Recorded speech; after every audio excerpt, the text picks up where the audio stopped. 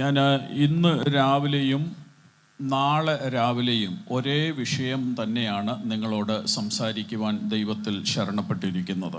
இன்று பகல் வேளையும் நாளை காலை நேரத்திலும் ஒரே விஷயத்தை குறித்து உங்களோடு பேசும்படி நான் கர்த்தருடைய நாமத்திலே தீர்மானம் எடுத்திருக்கிறேன். സമയത്തിന്റെ പരിമിതി മനസ്സിലാക്കിക്കൊണ്ട് ഞാൻ അതിൻ്റെ ഒരു തുടക്കം ഇന്ന് രാവിലെ ഒന്ന് തുടങ്ങി വെച്ചിട്ട് അതിൻ്റെ ബാക്കി ഭാഗം നാളത്തെ ആരാധനയിൽ കുറച്ചുകൂടെ നിങ്ങൾക്കത് പറഞ്ഞു തരാം എന്ന് കർത്താവിൽ ആശ്രയിക്കുന്നു. நேரம் சுருக்கமாக இருக்கிறபடினாலே அதனுடைய முன்னுரையை மாத்திரம் சுருக்கமாக இந்த காலவெளியில் சொல்லிவிட்டு நாளை சபாராதனையிலே அதை குறித்த விளக்கத்தை நான் சொல்லுவேன். അനുഗ്രഹിക്കപ്പെട്ട നിലയിൽ എനിക്ക് വേണ്ടി ട്രാൻസ്ലേറ്റ് ചെയ്യുന്ന കർത്താവിൻ്റെ ദാസനായ സ്തോത്രം. ആശീർവാദமான മുറയിലെ எனக்காக மொழிபெயர்க்கிற கர்த்தருடைய தாசனுக்காக ஸ்தோத்திரம். ഞാൻ പറയുന്ന വാക്യങ്ങൾ സമയം ലാഭിക്കാൻ വേണ്ടി തമിഴിൽ ആരെങ്കിലും അങ്ങ് വായിച്ചാൽ നമുക്ക് അത്രയും കൂടെ സമയം ലാഭിക്കാം. തമിഴിലെ ഞാൻ சொல்லுகிற வார்த்தைகளை நீங்கள் வாசித்து கொடுத்தால் அது மிகவும் உதவியாக இருக்கும். നാം പ്രാരംഭമായി 2 വേദഭാഗങ്ങൾ വായിക്കുകയാണ്. முதலாவது 2 വേദ പകുതികളെ നാം വാസിக்கலாம். 1 പത്രോസ് 1-ാം അധ്യായം അതിൻ്റെ 6-7 വാക്യങ്ങൾ ആദ്യം വായിക്കാം. 1 பேதுரு 1-ாம் அதிகாரம் அதனுடைய 6-7 வசனங்களை நாம் வாசிக்கலாம். அந்தபடியே இதோ மைக்கில் வாசிங்க. அந்தபடியே இதிலே நீங்கள் மிகவும் சந்தோஷப்படுகிறீர்கள் என்றாலும் துன்பப்பட வேண்டியது அவசியமானதால் இப்பொழுது கொஞ்ச கால பலவிதமான சோதனைகளினாலே துக்கப்படுகிறீர்கள். அழிந்து போகிற பொன் அக்கினினாலே சோதிக்கப்படும். அதை பார்க்கிலும் அதிக விலையேற பெற்றதாயிருக்கிற உங்கள் விசுவாசம் சோதிக்கப்பட்டு இயேசு கிறிஸ்து வெளிப்படும் போது உங்களுக்கு புகழ்ச்சியும் கனமும் மகிமையும் உண்டாக காணப்படும். മറ്റൊരു വേദഭാഗം കൂടെ വായിക്കാം. യാക്കോബിന്റെ ലേഖനം 1-ാം അധ്യായം അതിന്റെ 2 മുതൽ 4 വരെയുള്ള വാക്യങ്ങൾ. என் சகோதரரே, நீங்கள் பலவிதமான சோதனைகளில் அகப்படும் போது உங்கள் விசுவாசத்தின் பரீட்சையானது பொறுமை உண்டாக்கும் என்று அறிந்து அதை மிகுந்த சந்தோஷமாக எண்ணுங்கள். நீங்கள் ஒன்றிலும் குறைவுள்ளவர்களாய் இராமல் பூரணராயும் நிறைவுள்ளவர்களாயும் இருக்கும்படி பொறுமையானது பூரண கிரியை செய்ய கடவது. ഇന്ന് പകൽ ഇവിടെ കൂടി വന്നിരിക്കുന്നത് ദൈവമക്കളാണ് എന്ന് എനിക്ക് നല്ല ബോധ്യമുണ്ട്. இன்று பகல் வேளையிலே இங்கே கூடி வந்திருப்பது எல்லாமே விசுவாச மக்கள், தேவனுடைய பிள்ளைகள் என்பது எனக்கு நன்றாய் தெரியும். അതുകൊണ്ട് ഒരു കൺവെൻഷൻ ആയതുകൊണ്ട് നിങ്ങളുടെ വിശ്വാസത്തിന്റെ ഉറപ്പിന് വേണ്ടിയുള്ള ഒരു ചിന്തയാണ് ഞാൻ ഇതിൽ നിന്ന് പറയുവാൻ ആഗ്രഹിക്കുന്നത്. ஆகவே இது ஒரு கன்வென்ஷனாக இருக்கிறபடினாலே உங்கள் விசுவாசத்திலே உங்களை உறுதிப்படுத்த வேண்டும் என்று அதற்கான அந்த வேத பகுதியை தெரிந்தெடுத்தேன். ഞാൻ പറയുവാൻ പോകുന്ന വിഷയം വിശ്വാസത്തിന്റെ പരിശോധന എന്ന ആശയമാണ്. விசுவாசத்தின் பரீட்சை, சோதனை என்கிற தலைப்பிலே நான் உங்களோடு பேச போகிறேன். നിങ്ങൾ ശ്രദ്ധിച്ചെങ്കിൽ നമ്മൾ വായിച്ച 2 വാക്യങ്ങളിലും വിശ്വാസത്തിന്റെ പരിശോധന എന്ന പദം നമുക്ക് കാണുവാൻ കഴിയുന്നുണ്ട്. நீங்கள் கவனித்தீர்களானால் நாம் வாசித்த 2 வேத பகுதிகளிலேயும் விசுவாசத்தின் பரீட்சை குறித்து சொல்லப்பட்டிருக்கிறது. പത്രോസും പറയുന്നുണ്ട്, യാക്കോബും അത് പറയുന്നുണ്ട്. பேதுரு அப்போஸ்தலனும் யாக்கோபு அப்போஸ்தலனும் அதை குறித்து சொல்லுகிறார்கள். വിശ്വാസത്തിന്റെ പരിശോധന, விசுவாசத்தின் பரீட்சை അതെന്താണ്? அது என்ன? അത് ആരാണ് തരുന്നത്? அது யார் கொடுக்கிறது? അത് എന്തിനാണ് തരുന്നത്? எதற்காக அது கொடுக்கப்படுகிறது? അതുകൊണ്ട് എന്താണ് നമുക്ക് ലഭിക്കുന്നത്? அதனால நமக்கு என்ன பிரயோஜனம்? ഇതൊക്കെയാണ് ഈ ചിന്തകളിൽ കൂടെ നമ്മൾ ഒന്ന് പറഞ്ഞു തുടങ്ങുവാൻ പോകുന്നത്. இவைகளை குறித்து தான் நாம் ஆரம்பத்திலே சொல்ல போகிறோம். ഇവിടെ പത്രോസ് പറഞ്ഞ ഭാഗമാണ് നമ്മൾ ആദ്യം വായിച്ചത്. இங்கே பேதுரு அப்போஸ்தலன் சொன்ன காரியத்தை தான் முதலாவது நாம் வாசித்தோம். പത്രോസ് അവിടെ 6-ാം വാക്യം പറഞ്ഞു തുടങ്ങിയത് ഇങ്ങനെയാണ്, അതിൽ നിങ്ങൾ ഇപ്പോൾ എന്ന് പറഞ്ഞാണ് തുടങ്ങുന്നത്. ஆகவே இப்பொழுது நீங்கள் என்று சொல்லி ஆரம்பிக்கிறார். അവിടെ അതിൽ നിങ്ങൾ എന്ന് പറയുമ്പോൾ ഏതിൽ നിങ്ങൾ എന്നൊരു ചോദ്യം അവിടെ വരും. ஆகையால் நீங்கள் என்று சொல்லும் பொழுது அப்படியானால் அது என்ன என்ற ஒரு கேள்வி நமக்கு வருகிறது. അതിന്റെ മറുപടി അറിയണമെങ്കിൽ അതിന്റെ മുകളിലുള്ള 2 വാക്യങ്ങൾ കൂടെ നമുക്ക് നോക്കേണ്ടിയിരിക്കുന്നു. அதை சரியா நாம் அறிந்து கொள்ள வேண்டுமானால் அதற்கு முன்னே இருக்கிற 2 வசனங்களை நாம் படிக்க வேண்டும். അതിന്റെ 3, 4, 5 വാക്യങ്ങൾ കൂടെ ഒന്ന് വായിക്കാം. 3, 4, 5 வசனங்களை கூட படியுங்கள். நம்முடைய கர்த்தராகிய இயேசு கிறிஸ்துவின் பிதாவாகிய தேவனுக்கு ஸ்தோத்திரம் உண்டாவதாக. அவர் இயேசு கிறிஸ்து மரித்தோரிலிருந்து எழுந்ததினாலே அழியாததும் மாசற்றதும் வாடாததுமாகிய சுதந்திரத்திற்கு ஏதுவாக ஜீவனுள்ள நம்பிக்கை உண்டாகும்படி தமது மிகுந்த இரக்கத்தின்படியே நம்மை மறுபடியும் ஜெனிப்பித்தார்.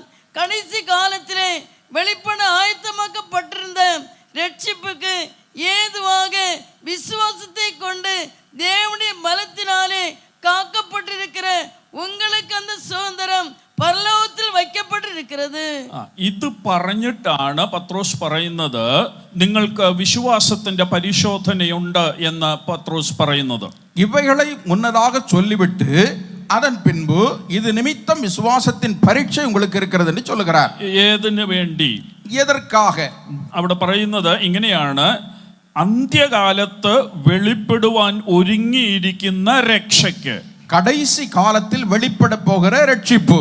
അത് എനിക്കും നിങ്ങൾക്കും കർത്താവായ യേശു ക്രിസ്തു വരുമ്പോൾ നാം കർത്താവിനോടുകൂടെ ചേരുമ്പോൾ വെളിപ്പെടുന്ന ആ രക്ഷയെ കുറിച്ചാണ് അവിടെ പറയുന്നത്. അங்கே கர்த்தராகிய இயேசு கிறிஸ்து வெளிப்படும் பொழுது உங்களுக்கும் எனக்கும் கிடைக்க போகிற அந்த ரட்சிப்பை குறித்து அங்கே சொல்லப்படுகிறது. അപ്പം ആ രക്ഷയ്ക്ക് വേണ്ടി എന്നെയും നിങ്ങളെയും ഒരുക്കുവാൻ വേണ്ടിയാണ് ക്രിസ്തീയ ജീവിത യാത്രയിൽ വിശ്വാസത്തിന്റെ പരിശോധന നമുക്ക് വരുന്നത്. அந்த ரட்சிப்பை பெற்றுக்கொள்வதற்கு உங்களையும் என்னையும் ஆயத்தப்படுத்தப்படும்படிதான் இந்த உலகத்திலே விசுவாசத்தின் பரீட்சை நமக்கு வருகிறது. അപ്പം വിശ്വാസത്തിന്റെ പരിശോധന എന്ന് പറയുന്നത് നമ്മളെ നിത്യതയ്ക്ക് വേണ്ടി ഒരുക്കുന്നതാണ്. அப்படியானால் விசுவாசத்தின் பரீட்சை நித்திய ராஜ்யத்திற்கு நம்மை ஆயத்தப்படுத்துவதற்காக. അങ്ങനെയെങ്കിൽ ഒരു കാര്യം മനസ്സിലാക്കണം. அப்படியானால் ஒரு காரியத்தை நாம் புரிந்து கொள்ள வேண்டும். ഈ വിശ്വാസത്തിന്റെ പരിശോധനയിൽ കൂടെ ഞാനും നിങ്ങളും കടന്നു പോകുമ്പോൾ, இந்த വിശ്വാസ പരീക്ഷയിലെ നിങ്ങളും നാനും കടന്നു പോകും പൊഴുது നമ്മൾ ഒരു വലിയ പ്രതിഫലത്തിനു വേണ്ടി നമ്മളെ രൂപാന്തരപ്പെടുത്തിക്കൊണ്ടിരിക്കുന്ന ഒരു പ്രക്രിയയിൽ കൂടെയാണ് നാം പോകുന്നത്. ഒരു பெரிய ஒரு പ്രതിഫലനുக்காக നമ്മை മറുരൂപപ്പെടുത്തി കൊണ്ടിരിക്കുന്നதான ഒരു കാര്യത്തെ താൻ അങ്ങേ சொல்லுகிறான். അപ്പോൾ ഇതിന്റെ നടുവിൽ നമ്മൾ ഈ നാനാ പരീക്ഷകളിൽ കൂടെ ഇങ്ങനെ കടന്നു പോകും. இதன் நடுவிலே பலவிதமான பரீட்சைகள் சோதனைகள் வழியாய் நாம் கடந்து போவோம். ഇനി യാക്കോബ് പറഞ്ഞ വാക്കുകൾ കൂടെ നമുക്ക് നോക്കാം. ഇനി യാക്കോബ് നിരുപത്തിലെ അവർ சொன்ன വാർത്തകൾ നാം ഗമനിப்போம். അവിടെ യാക്കോബ് പറഞ്ഞത് എന്തിനാണ് ഈ വിശ്വാസത്തിന്റെ പരിശോധന എന്ന് പറയുന്നുണ്ട്. അங்கே യാക്കോബ് എதற்காக இந்த விசுவாசத்தின் பரீட்சை என்று சொல்கிறார். അവിടെ പറയുകയാണ്, നിങ്ങൾ വിവിധ പരീക്ഷകളിൽ അകപ്പെടുമ്പോൾ നിങ്ങളുടെ വിശ്വാസത്തിന്റെ പരിശോധന സ്ഥിരതയുളവാക്കുന്നു എന്നറിഞ്ഞ്.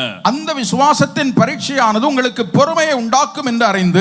അപ്പം ഇത് നമ്മളിൽ സ്ഥിരതയുളവാക്കുവാൻ എന്ന് പറഞ്ഞാൽ നമ്മൾ ദൃഢതയുള്ളവരായി തീരുവാൻ വേണ്ടിയാണ്. നാം വിശ്വാസത്തിലെ ഉறுதிப்படுவதற்காகத்தான் இந்த சோதனைகள் நமக்கு வருகிறது. പലപ്പോഴും വരുന്ന കാറ്റിൽ അങ്ങോട്ടും ഇങ്ങോട്ടും ഉലഞ്ഞു പോകാതെ ഈ ശോധനയ്ക്ക് അകത്തുകൂടെ കടന്നുപോയി ഞാനും നിങ്ങളും നല്ല ഉറച്ച വിശ്വാസികളായി തീരണം. பல முறைகளிலே பல விதங்களிலே அங்குமிங்கும் வருகிற காற்றுகளிலே நாம் அலைசடிப்பட்டு போகாதபடிக்கு விசுவாசத்திலே உரைப்புள்ளவர்களாய் உறுதிப்பட்டவர்களாய் திகழ வேண்டும். അപ്പം ഈ വിശ്വാസത്തിന്റെ പരിശോധന എന്ന് പറയുന്നത് ഇത് ദൈവം നമ്മൾക്ക് വേണ്ടി ഒരുക്കി വെച്ചിരിക്കുന്ന പ്രക്രിയയാണ്. அப்படியானால் இந்த விசுவாசத்தின் பரீட்சை என்று சொல்வது தேவன் நமக்கு ஆயத்தப்படுத்தி வைத்திருக்கிற ஒரு வழிமுறை. എന്നാൽ നിർഭാഗ്യവശാൽ, ஆனால் துரதிர்ஷ்டவசமாக നമ്മുടെ ജീവിതത്തിലൊക്കെ പലപ്പോഴും പ്രയാസങ്ങളും പ്രതികൂലങ്ങളും വെല്ലുവിളികളും പരിശോധനകളും ഒക്കെ വരാറുണ്ട്. നമ്മുടെ வாழ்க்கையிலே പല നേരങ്ങളിലെ സവാലുകളും പോരാട്ടങ്ങളും പ്രശ്നങ്ങളും പ്രതികൂലങ്ങളും വരുവതുണ്ട്. ഇതൊക്കെ നമ്മുടെ ജീവിതത്തിൽ ഇങ്ങനെ വരുമ്പോൾ, ഇവകളെല്ലാം നമ്മുടെ வாழ்க்கையிலே இப்படி வரும் பொழுது നമ്മൾ ബെന്തിക്കോസുകാരായ നമ്മളൊക്കെ അതിന് കൊടുക്കുന്ന ഒരു പേരുണ്ട്. പെന്തക്കോസ്തേക്കാരர்களாகிய നാം എല്ലാവരും അതിന് കൊടുക്കുന്ന ഒരു പേര് ഉണ്ട്. തമിഴ്നാട്ടിൽ നിങ്ങൾ എന്ത് പേരാ കൊടുക്കുന്നതെന്ന് എനിക്ക് അറിയത്തില്ല. തമിഴ്നാട്ടിലെ നിങ്ങൾ എന്ന പേര് കൊടുக்கிறீர்கள் എന്ന് എനിക്ക് தெரியாது. എന്നാൽ ഞങ്ങൾ കേരളത്തിൽ കൊടുക്കുന്ന ഒരു പേരുണ്ട് അതിന്. ஆனால் எங்கள் கேரளாவிலே நாங்கள் அதற்கு கொடுக்கிற ஒரு பெயர் உண்டு. ജീവിതത്തിന് നേരെ എന്ത് പ്രയാസവും എന്ത് പ്രതികൂലവും എന്ത് വിഷയം വന്നാലും അതിന് ഞങ്ങൾ കൊടുക്കുന്ന പേരാണ് പോരാട്ടം എന്ന് പറയും. வாழ்க்கையில என்ன பிரச்சனைகள் പ്രതികൂലങ്ങൾ சோதனைகள் வந்தாலும் அதற்கு நாங்கள் கொடுக்கிற ஒரு பெயர் പോരാട്ടം வந்து விட்டது. പോരാട്ടം തമിഴ് പറയുമോ? പോരാട്ടം. പോരാട്ടം എന്ന് നിങ്ങളും പറയും. ഓക്കെ. അപ്പം തമിഴിലും മലയാളത്തിലും നമ്മൾ കൊടുക്കുന്ന ഒരു പേരാണ് പോരാട്ടം. തമിഴിലും മലയാളത്തിലും നാം കൊടുക്കുന്ന ഒരു പേര് தான் പോരാട്ടം. അപ്പൊ അങ്ങനെയെങ്കിൽ നമ്മൾ ഇനി അതിനെ ഒന്ന് ചിന്തിക്കാൻ പോകുകയാണ്. അതെക്കുറിച്ച് നാം ചിന്തിക്കണം. ഈ വിശ്വാസത്തിന്റെ പരിശോധന എന്തിനുള്ളതാണ് എന്ന് ഞാൻ ആമുഖമായിട്ട് ഒന്ന് പറഞ്ഞു. நான் முதலாவது இந்த விசுவாசத்தின் பரீட்சை அதனுடைய நோக்கம் எதற்காக என்று முதலாவது சொன்னேன். അത് നമ്മുടെ വിശ്വാസത്തെ വർദ്ധിപ്പിക്കാൻ വേണ്ടി, அது நம்முடைய விசுவாசத்தை அதிகப்படுத்த வேண்டி, അത് നമ്മളെ സ്ഥിരതയുള്ളവരാക്കാൻ വേണ്ടി, அது நம்மை உறுதி உள்ளவர்களாக மாற்றும்படி, അത് നമ്മളെ അന്ത്യകാലത്തെ രക്ഷയ്ക്ക് വേണ്ടി ഒരുക്കാൻ വേണ്ടിയാണ്. அது கடைசியில வெளிப்பட போகிற ரட்சிப்பிற்காக நம்மை ஆயத்தப்படுத்துவதற்காக. അങ്ങനാണെങ്കിൽ அப்படியானால் ഈ വിശ്വാസത്തിന്റെ പരിശോധനയെ ആരാ നമുക്ക് തരുന്നത്? இந்த விசுவாசத்தின் சோதனை பரீட்சை யார் நமக்கு கொடுப்பது? யார் நமக்கு கொடுக்கிறது? ദൈവമാണ് ഈ വിശ്വാസത്തിന്റെ പരിശോധന നമുക്ക് തരുന്നത്. தேவன் தான் இந்த விசுவாசத்தின் பரீட்சையை நமக்கு அனுமதிக்கிறார். പിശാചിനൊരു അല്പം പോലും ആഗ്രഹമില്ല നമ്മുടെ വിശ്വാസം വർദ്ധിക്കണമെന്ന്. நம்முடைய விசுவாசம் அதிகப்பட வேண்டும் என்று, அதிகரிக்க வேண்டும் என்று பிசாசுக்கு கொஞ்சம் கூட விருப்பமில்லை. നമ്മൾ നിത്യരക്ഷയ്ക്ക് വേണ്ടി വേർതിരിക്കപ്പെടണമെന്ന് പിശാചിന് ഒരു അല്പം പോലും ആഗ്രഹമില്ല. அந்த கடைசி நித்திய ரட்சிப்பிற்கு நாம் ஆயத்தப்பட வேண்டும் என்று பிசாசுக்கு கொஞ்சம் கூட விருப்பமில்லை. നമ്മൾ നല്ല സ്ഥിരതയുള്ള ദൃഢമുള്ള വിശ്വാസികളായി തീരണമെന്ന് പിശാചിന് ഒരു അല്പം പോലും താല്പര്യമില്ല. நாம் உறுதியுள்ள திடமுள்ள ஒரு விசுவாசியாக மாற வேண்டும் என்று பிசாசுக்கு கொஞ்சம் கூட விருப்பமில்லை. ഈ താല്പര്യമെല്ലാം ദൈവത്തിനാണ് നമ്മുടെ മേലുള്ളത്. தேவனுக்கு தான் நம்மை குறித்து இந்த விருப்பங்கள் எல்லாம் இருக்கிறது. അപ്പൊ അതിനു വേണ്ടി ദൈവം നമ്മളെ വിശ്വാസത്തിന്റെ പരിശോധനയെ കൂടെ ഇങ്ങനെ വിടും. அதற்காகத்தான் தேவன் நம்மை இந்த விசுவாசத்தின் சோதனை வழியாக நம்மை அனுமதிக்கிறார். പക്ഷേ ഈ പരിശോധന ഇങ്ങോട്ട് വരുമ്പോൾ, ஆனால் இந்த சோதனை நமக்கு எதிராக வரும் பொழுது, നമ്മൾ ഇത് ദൈവം തന്ന പരീക്ഷയാണെന്ന് തിരിച്ചറിയാതെ, நாம் இது தேவனால் வந்த சோதனை என்று நாம் பகுத்தறியாமல், നമ്മൾ ഇതിന് എന്തോ പേരാ വിളിച്ചത്? நாம் இதற்கு என்ன பெயரிட்டோம்?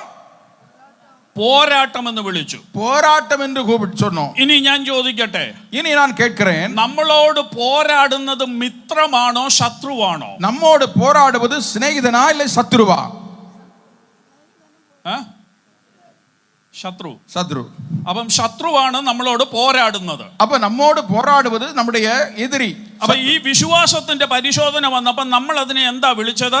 ஆனால் இந்த விசுவாசத்தின் பரீட்சை நமக்கு வந்தபோது நாம் என்ன சொல்லி சொன்னோம்? പോരാട്ടം എന്ന് പറഞ്ഞു. இது போராட்டம் என்று சொன்னோம். അപ്പൊ നമ്മൾ കണ്ടു ഇത് ദൈവം തരുന്നതാന്ന് പറഞ്ഞു. அப்படியானால் இது தேவன் நமக்கு அனுமதிக்கிறார் என்று சொன்னோம். അപ്പൊ അങ്ങനെയാണെങ്കിൽ ഈ പോരാട്ടം ആരാ തന്നത്? அப்படியானால் இந்த போராட்டம் யார் நமக்கு கொடுத்தது? ദൈവം തന്നു. தேவன் தந்தார். അപ്പൊ നിങ്ങളാ ഇപ്പൊ പറഞ്ഞത് പോരാട്ടം വരുന്നതെല്ലാം ശത്രുവിന്റെ കയ്യിൽ നിന്നാണ്. ஆனால் நீங்கள் தான் சொன்னீர்கள் போராட்டம் என்பது அந்த எதிராளி சத்ரு நமக்கு கொடுப்பது என்று. അപ്പൊ ദൈവമാണ് ഈ പോരാട്ടം തന്നെങ്കിൽ ഇപ്പൊ ദൈവം ആരായി? നമ്മുടെ தேவன் தான் இந்த போராட்டத்தை நமக்கு அனுமதித்தார் என்றால் தேவன் யார் இப்பொழுது நம்முடைய வாழ்க்கையிலே? മിത്രമാണോ ശത്രുവാണോ? எதிராளியா இல்லை நம்முடைய சிநேகிதனா இல்லை சத்ருவா? ദൈവം നമ്മുടെ ശത്രുവാക്കി നമ്മൾ മുദ്ര കുത്തി. தேவன் நம்முடைய எதிராளி என்று சொல்லி நாம் முத்திரை குத்தி விட்டோம். ദൈവജനം ഇത് തിരിച്ചറിയണം. தேவனுடைய ஜனங்கள் இதை பகுத்தறிய வேண்டும். എങ്ങനെ ഇതിനെ തിരിച്ചറിയാം? எப்படி இதை பகுத்தறிவது? വേഗത്തിൽ ഞാൻ ഒരു ചിന്ത അതിനെ മാത്രം ഒന്ന് പറഞ്ഞിട്ട് ഞാൻ എൻ്റെ വിഷയത്തിലേക്ക് കടക്കാൻ പോകുകയാണ്. வேதத்திலிருந்து ஒரு சிறிய உதாரணத்தை உங்களோடு பகிர்ந்து கொண்டு நான் கடந்து போகிறேன். എങ്ങനെയാണ് ദൈവം തരുന്ന വിശ്വാസത്തിന്റെ പരീക്ഷയും ശത്രു കൊണ്ടുവരുന്ന പോരാട്ടത്തെയും തിരിച്ചറിയുന്നത്? எப்படி தேவன் நமக்கு கொடுக்கிறதான சோதனையை அல்லது பரீட்சையையும் சாத்தான் கொண்டு வருகிற போராட்டத்தையும் பகுத்தறிவது? എന്റെയും നിങ്ങളുടെയും ജീവിതത്തിൽ വരുന്ന പ്രശ്നങ്ങളുടെയും പ്രയാസങ്ങളുടെയും വിഷയങ്ങളുടെയും നടുവിൽ, நம்முடைய வாழ்க்கையில் வருகிற பிரச்சனை பிரதிகூலங்களுடைய நடுவிலே ഞാനും നിങ്ങളും ആദ്യം ചെയ്യേണ്ട കാര്യം, நானும் நீங்களும் முதலாவது செய்கிற ஒரு காரியம், ആദ്യം ദൈവസന്നിധിയിൽ പോയി മുട്ടുമടക്കണം. முதலாவது தேவ சமூகத்தில் போய் முழங்கால் படியிட வேண்டும். എന്നിട്ട് ഇത് എന്താണെന്നൊന്ന് തിരിച്ചറിയാനുള്ള ജ്ഞാനം പ്രാപിക്കണം. அங்கே முழங்கால் படியிட்டு இது எதனால் வந்ததென்று பகுத்தறியும்படியான ஞானத்தை தேவனிடத்திலே கேட்க வேண்டும். അത് തിരിച്ചറിയുമ്പോഴാണ് ഇത് എങ്ങനെ നേരിടണം എന്ന് നമ്മൾ അറിയുന്നത്. அதை பகுத்தறியும் பொழுதுதான் இது எப்படி நம்முடைய வாழ்க்கையிலே இவைகள் வந்ததென்று நமக்கு புரிந்து கொள்ள முடியும். ഒരു വാക്യം നമുക്കൊന്ന് നോക്കാം. ஒரு வசனத்தை நாம் வாசிக்கலாம். യാക്കോബിന്റെ ലേഖനം തന്നെ, அது யாக்கோபு நிருபம் தான், അതിന്റെ 1-ാം അധ്യായം, 1-ാം அதிகாரம், അതിന്റെ 5-ാമത്തെ വാക്യം, 5வது வசனத்தை வாசியுங்கள். ஒருவன் ஞானத்தில் குறைவுள்ளவனாய் இருந்தால் யாவர்க்கும் சம்பூர்ணமாய் கொடுக்கிறவரும் ஒருவரை கடிந்து கொள்ளாதவரும் ஆகிய தேவனிடத்தில் கேட்க கடவன், அப்பொழுது அவனுக்கு கொடுக்கப்படும். Thank you. ഓക്കെ, അവിടെ പറയുകയാണ്, നിങ്ങളിൽ ഒരുവന് ജ്ഞാനം കുറവാണെങ്കിൽ നിങ്ങൾ ദൈവത്തോട് ചോദിക്കട്ടെ എന്ന് പറയുകയാണ്. அங்கே நாம் வாசிக்கிறோம், உங்களில் ஒருவன் ஞானத்தில் குறைவுள்ளவனானால் അവൻ ദേവനിടത്തിലെ കേട്ട് പെറ്റുകൊള്ളവൻ. ഇതെന്ത് പറഞ്ഞിട്ടാ ഈ വാക്യം പറഞ്ഞെന്ന് നിങ്ങൾ ശ്രദ്ധിച്ചോ? எதை சொல்லிவிட்டு இந்த வசனத்தை சொல்லுகிறார் என்று கவனித்தீர்களா? അതിന്റെ തൊട്ടു മുമ്പ് നമ്മൾ കുറിവാക്യമായി വായിച്ചപ്പോൾ വിശ്വാസത്തിന്റെ പരിശോധനയെ കുറിച്ചാണ് അവിടെ പറഞ്ഞത്. முக்கியமாக அதன் முன்பு வாசித்த வசனத்திலே விசுவாசத்தின் பரீட்சை குறித்து சொல்லப்பட்டிருக்கிறது. അപ്പൊ ഈ വിശ്വാസത്തിന്റെ പരിശോധന വരുമ്പോൾ ഇത് തിരിച്ചറിയാൻ ജ്ഞാനമില്ലെങ്കിൽ അവൻ ദൈവത്തോട് ചോദിക്കട്ടെ, ഇതെന്താണ് എന്ന് ചോദിക്കട്ടെ എന്നാണ് യാക്കോബ് അവിടെ പറയുന്നത്. அப்படியானால் விசுவாசத்தின் பரீட்சை வரும்பொழுது நாம் அதை பகுத்தறியாவிட்டால் இவர்கள் தேவனை பார்த்து, ஆண்டவரே இது என்னுடைய வாழ்க்கையில ஏன் இப்படி சம்பவித்தது என்று கேட்கட்டும் என்று அவன் சொல்கிறான். എന്നാൽ നമ്മൾ ഈ വാക്യം എന്തിനാ മാറ്റി വെച്ചേക്കുന്നതെന്ന് അറിയാമോ? ஆனால் நாம் இந்த வேத வசனத்தை எப்படி புரிந்து கொள்கிறோம் தெரியுமா? നമ്മൾ ഇത് മാറ്റി വെച്ചിരിക്കുന്നത് നമ്മുടെ കുഞ്ഞുങ്ങൾ സ്കൂളിൽ പോകുമ്പോൾ ഒന്നാമത്തെ ദിവസം അവരെ സ്കൂളിൽ പ്രാർത്ഥിച്ചയക്കുമ്പോൾ ജ്ഞാനം കുറവുള്ളവന് ജ്ഞാനം കൊടുക്കുന്ന ദൈവമെന്നും പറഞ്ഞ് നമ്മൾ പ്രാർത്ഥിച്ച് അവരെ അനുഗ്രഹിച്ച് ഈ വാക്യം അവർക്ക് വേണ്ടി മാറ്റി വെച്ചേക്കുക. நாம் இந்த வசனத்தை எப்படி புரிந்து கொள்கிறோம் என்றால், நம்முடைய பிள்ளைகளை பள்ளிக்கூடத்திற்கு அனுப்பும்போது முதல் நாளிலே அனுப்பும்போது, ஆண்டவரே இவனுக்கு ஞானத்தை கொடுக்க வேண்டும் என்று இந்த வசனத்திலே சொல்லப்பட்டிருக்கிறது, என்னுடைய ஞானம் கொடும் என்று ஜெபித்து அனுப்புவதற்காகத்தான் இந்த வசனம் என்று நினைக்கிறோம். യാക്കോബ് അതല്ല ഇവിടെ പറയുന്നത്. யாக்கோபு அதை குறித்தல்ல இங்கே சொல்லுகிறார். അതിനുവേണ്ടി ഇത് പറഞ്ഞ് പ്രാർത്ഥിക്കുന്നതുകൊണ്ട് തെറ്റൊന്നുമില്ല, കുഴപ്പമൊന്നുമില്ല, ദൈവം തരും. அதற்காக இந்த வசனத்தை பயன்படுத்தி ஜெபிப்பது தவறொன்றுமல்ல, தேவன் கொடுப்பார். എന്നാൽ യാക്കോബ് ഇവിടെ ജ്ഞാനം കുറവുള്ളത് ചോദിക്കട്ടെ എന്ന് പറയുമ്പോൾ എന്തിനു വേണ്ടിയാണെന്ന് മനസ്സിലാക്കണം. ஆனால் யாக்கோபு இந்த இடத்திலே உங்களில் ஒரு ஞானத்திலே குறைபட்டால் என்று சொல்லும் பொழுது அது எதற்காக என்பதை நாம் புரிந்து கொள்ள வேண்டும். വിശ്വാസത്തിന്റെ പരിശോധന വരുമ്പോൾ അത് വിശ്വാസത്തിന്റെ പരിശോധനയാണെന്ന് തിരിച്ചറിയാനുള്ള ജ്ഞാനം എനിക്ക് വേണം. விசுவாசத்தின் பரீட்சை நமக்கு வரும் பொழுது இது எதற்காக வருகிறது என்பதை பகுத்தறியத்தக்கதான ஞானம் நமக்கு வேண்டும். ഞാൻ വേഗത്തിൽ ഇങ്ങനെ പറയാം. நாம் சீக்கிரமா இதை சொல்லுகிறேன். വിശ്വാസത്തിന്റെ പരിശോധന വരുന്നത് മുമ്പേ നാം പറഞ്ഞതുപോലെ നമ്മുടെ ജീവിതത്തിൽ വിശ്വാസം വർദ്ധിപ്പിക്കുവാൻ, അല്ലെ നമ്മളെ ദൈവത്തോട് കുറെ കൂടെ അടുപ്പിക്കാൻ വേണ്ടിയാണ്. விசுவாசத்தின் பரீட்சை நமக்கு எதற்காக கொடுக்கப்படுகிறது என்றால், நாம் விசுவாசத்தில் இன்னும் அதிகமாக உறுதிப்பட வேண்டும் அல்லது தேவனோடு இன்னும் நெருங்கி கிட்டிச் சேர வேண்டும் என்கிற நோக்கத்திற்காக. എന്നാൽ ശത്രു ഇടുന്ന പോരാട്ടം എന്തിനാന്ന് ചോദിച്ചാൽ, ஆனால் சத்துருவானவன் நமக்கு கொண்டு வருகிற போராட்டம் எதற்காக என்று கேட்டால், നമ്മെ പാപത്തിലേക്ക് നയിക്കാനുള്ള പ്രലോഭനമാണ് അവൻ കൊണ്ടുവരുന്നത്. நம்மை பாவத்திலே தள்ளி விடுவதற்கான தூண்டுதலாக அதை கொண்டு வருகிறான். അപ്പോൾ ഒരു വിഷയം എന്റെയും നിങ്ങളുടെയും ജീവിതത്തിൽ വരുമ്പോൾ, ஒரு இப்படிப்பட்ட காரியங்கள் நம்முடைய வாழ்க்கையில வரும் பொழுது മുട്ടുമടക്കിയിട്ട് ആദ്യം ശോധന ചെയ്യേണ്ടത്, முழங்கால் படியிட்டு முதலாவது நாம் கர்த்தரிடத்தில் ஜெபிக்க வேண்டியது, ഞാൻ ഈ ശോധനയ്ക്ക് അകത്തുകൂടെ പോകുമ്പോൾ, நான் இந்த சோதனையின் வழியாக போகும் பொழுது, ഈ പരീക്ഷയ്ക്ക് അകത്തുകൂടെ ഞാൻ പോകുമ്പോൾ, இந்த விசுவாச பரீட்சைக்குள்ளே நான் போகும் பொழுது, ഇതെന്റെ വിശ്വാസത്തെ വർദ്ധിപ്പിക്കുമോ അതോ ഇതെന്നെ പാപത്തിൽ കൊണ്ടുപോയി എത്തിക്കുമോ എന്ന് ശോധന ചെയ്യണം. இது என்னுடைய விசுவாசத்தை அதிகப்படுத்துமா அல்லது பாவத்திற்குள்ளே விழ தள்ளுமா என்பதை நாம் பகுத்தறிய வேண்டும். ഇതെന്നെ വിശ്വാസത്തിൽ വർദ്ധിപ്പിക്കാനും ദൈവത്തോട് അടുപ്പിക്കാനുമാണെങ്കിൽ മനസ്സിലാക്കിക്കോണം, അത് വിശ്വാസത്തിന്റെ പരിശോധനയാണ്. அது தேவனண்டை நம்மை கிட்டி சேர்வதற்கும் விசுவாசம் வர்த்திக்க பண்ணுவதற்குமான சோதனை என்று அறிந்து கொள்ள வேண்டும். இது தேவனால் അനുവദിക്കപ്പെട്ട ഒരു പരീക്ഷை. എന്നാൽ ഈ വിഷയത്തിൽ ഞാൻ മുൻപോട്ട് പോയിട്ട് ഇത് അവസാനം എന്നെ പാപത്തിൽ കൊണ്ടുപോയി എത്തിക്കുമെങ്കിൽ മനസ്സിലാക്കിക്കോണം, അത് പിശാചിടുന്ന പ്രലോഭനമാണ്. ஆனால் இந்த பிரச்சனைகள் முடிவிலே என்னை பாவத்திற்குள்ளே கொண்டு போய் தள்ளுமானால் அது சத்ரு எனக்கு கொடுக்கிறதான ஒரு சோதனை. എന്നാൽ നമ്മൾ ഈ ദൈവം തരുന്ന പരിശോധനയെ തിരിച്ചറിയാതെ, ஆனால் நாம் தேவன் நமக்கு கொடுக்கிறதான இந்த சோதனைகளை பகுத்தறியாமல் നമ്മൾ ഇരുന്ന് പ്രാർത്ഥിക്കാൻ നോക്കും. நாம் ஜெபிக்க ஆரம்பிப்போம். നമ്മൾ പ്രാർത്ഥിക്കുമ്പോഴെല്ലാം പ്രാർത്ഥിക്കുന്നത് എന്തുവാ? நாம் எப்படி ஜெபிக்கிறோம்? ஜெபிக்கும் பொழுது യേശുവിന്റെ നാമത്തിൽ പോ പിശാചേ എന്നും പറഞ്ഞ് ഇതിനെ ശാസിച്ചാട്ടുക. இயேசுவின் நாமத்திலே போ என்று பிசாசை நாம் துரத்துவோம். ആരെയാ ഈ ആട്ടുന്നത്? ഈ പരിശോധന തന്ന ദൈവത്തെയാണ് നമ്മളിപ്പോ ആട്ടുന്നത്. நாம் இந்த சோதனை நமக்கு அனுமதித்த தேவனைத்தான் நாம் குற்றம் சொல்லுகிறோம். കാരണം ഇത് തിരിച്ചറിയുന്നില്ല. നമ്മൾ ഇതിനെല്ലാം അങ്ങ് പോരാട്ടം എന്നും പറഞ്ഞ് അങ്ങ് പേരിട്ടിരിക്കുക. காரணம் இதை பகுத்தறியாமல் இவைகளெல்லாம் சாத்தானுடைய போராட்டம் என்று பெயரிட்டிருக்கிறோம். അതുകൊണ്ട് ദൈവമക്കൾ ഇത് തിരിച്ചറിയണം. ஆகவே தேவனுடைய பிள்ளைகள் இதை பகுத்தறிய வேண்டும்.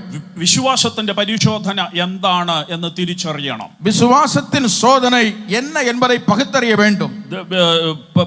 പിശാചിടുന്ന പ്രലോഭനങ്ങളെ തിരിച്ചറിയണം. பிசாசு கொண்டு வருகிறதான போராட்டங்களை நாம் பகுத்தறிய வேண்டும். ഇത് രണ്ടും നമ്മൾ അറിഞ്ഞെങ്കിൽ മാത്രമേ അതനുസരിച്ച് നമുക്ക് പ്രാർത്ഥിച്ച് ഇതിന്റെ മേൽ ജയമെടുക്കാൻ പറ്റത്തുള്ളൂ. இதை ரெண்டையும் நாம் சரியாக அறிந்திருந்தால் மட்டுமே ஜெபித்து அதிலே நாம் ஜெயம் எடுக்க முடியும். ഇത് നമ്മളെ ഇതിനകത്തുകൂടെ ദൈവം ഈ വിശ്വാസത്തിന്റെ പരിശോധനയിൽ കൂടെ കടത്തിവിടുന്നത് தேவன் இந்த விசுவாசத்தின் பரீட்சை வழியாக நம்மை கடத்தி கொண்டு போவதனுடைய காரணம் പത്രോസ് പറയുന്നത് പോലെ, பேதுரு சொல்லுவது போல, നിങ്ങൾ വിലയേറിയ പൊന്നിനേക്കാൾ വിലയേറിയവരായി പുറത്തു വരുവാൻ വേണ്ടിയാണ്. பொன்னை பார்க்கலும் விலையேற பெற்றவர்களாய் இந்த சோதனையின் முடிவிலே வெளியே வர வேண்டும் என்பதற்காய். ആ വാക്യം അവിടെ അങ്ങനെയാണ് അവിടെ വായിക്കുന്നത്. அந்த வசனத்தை நாம் இப்படி வாசிக்கிறோம்.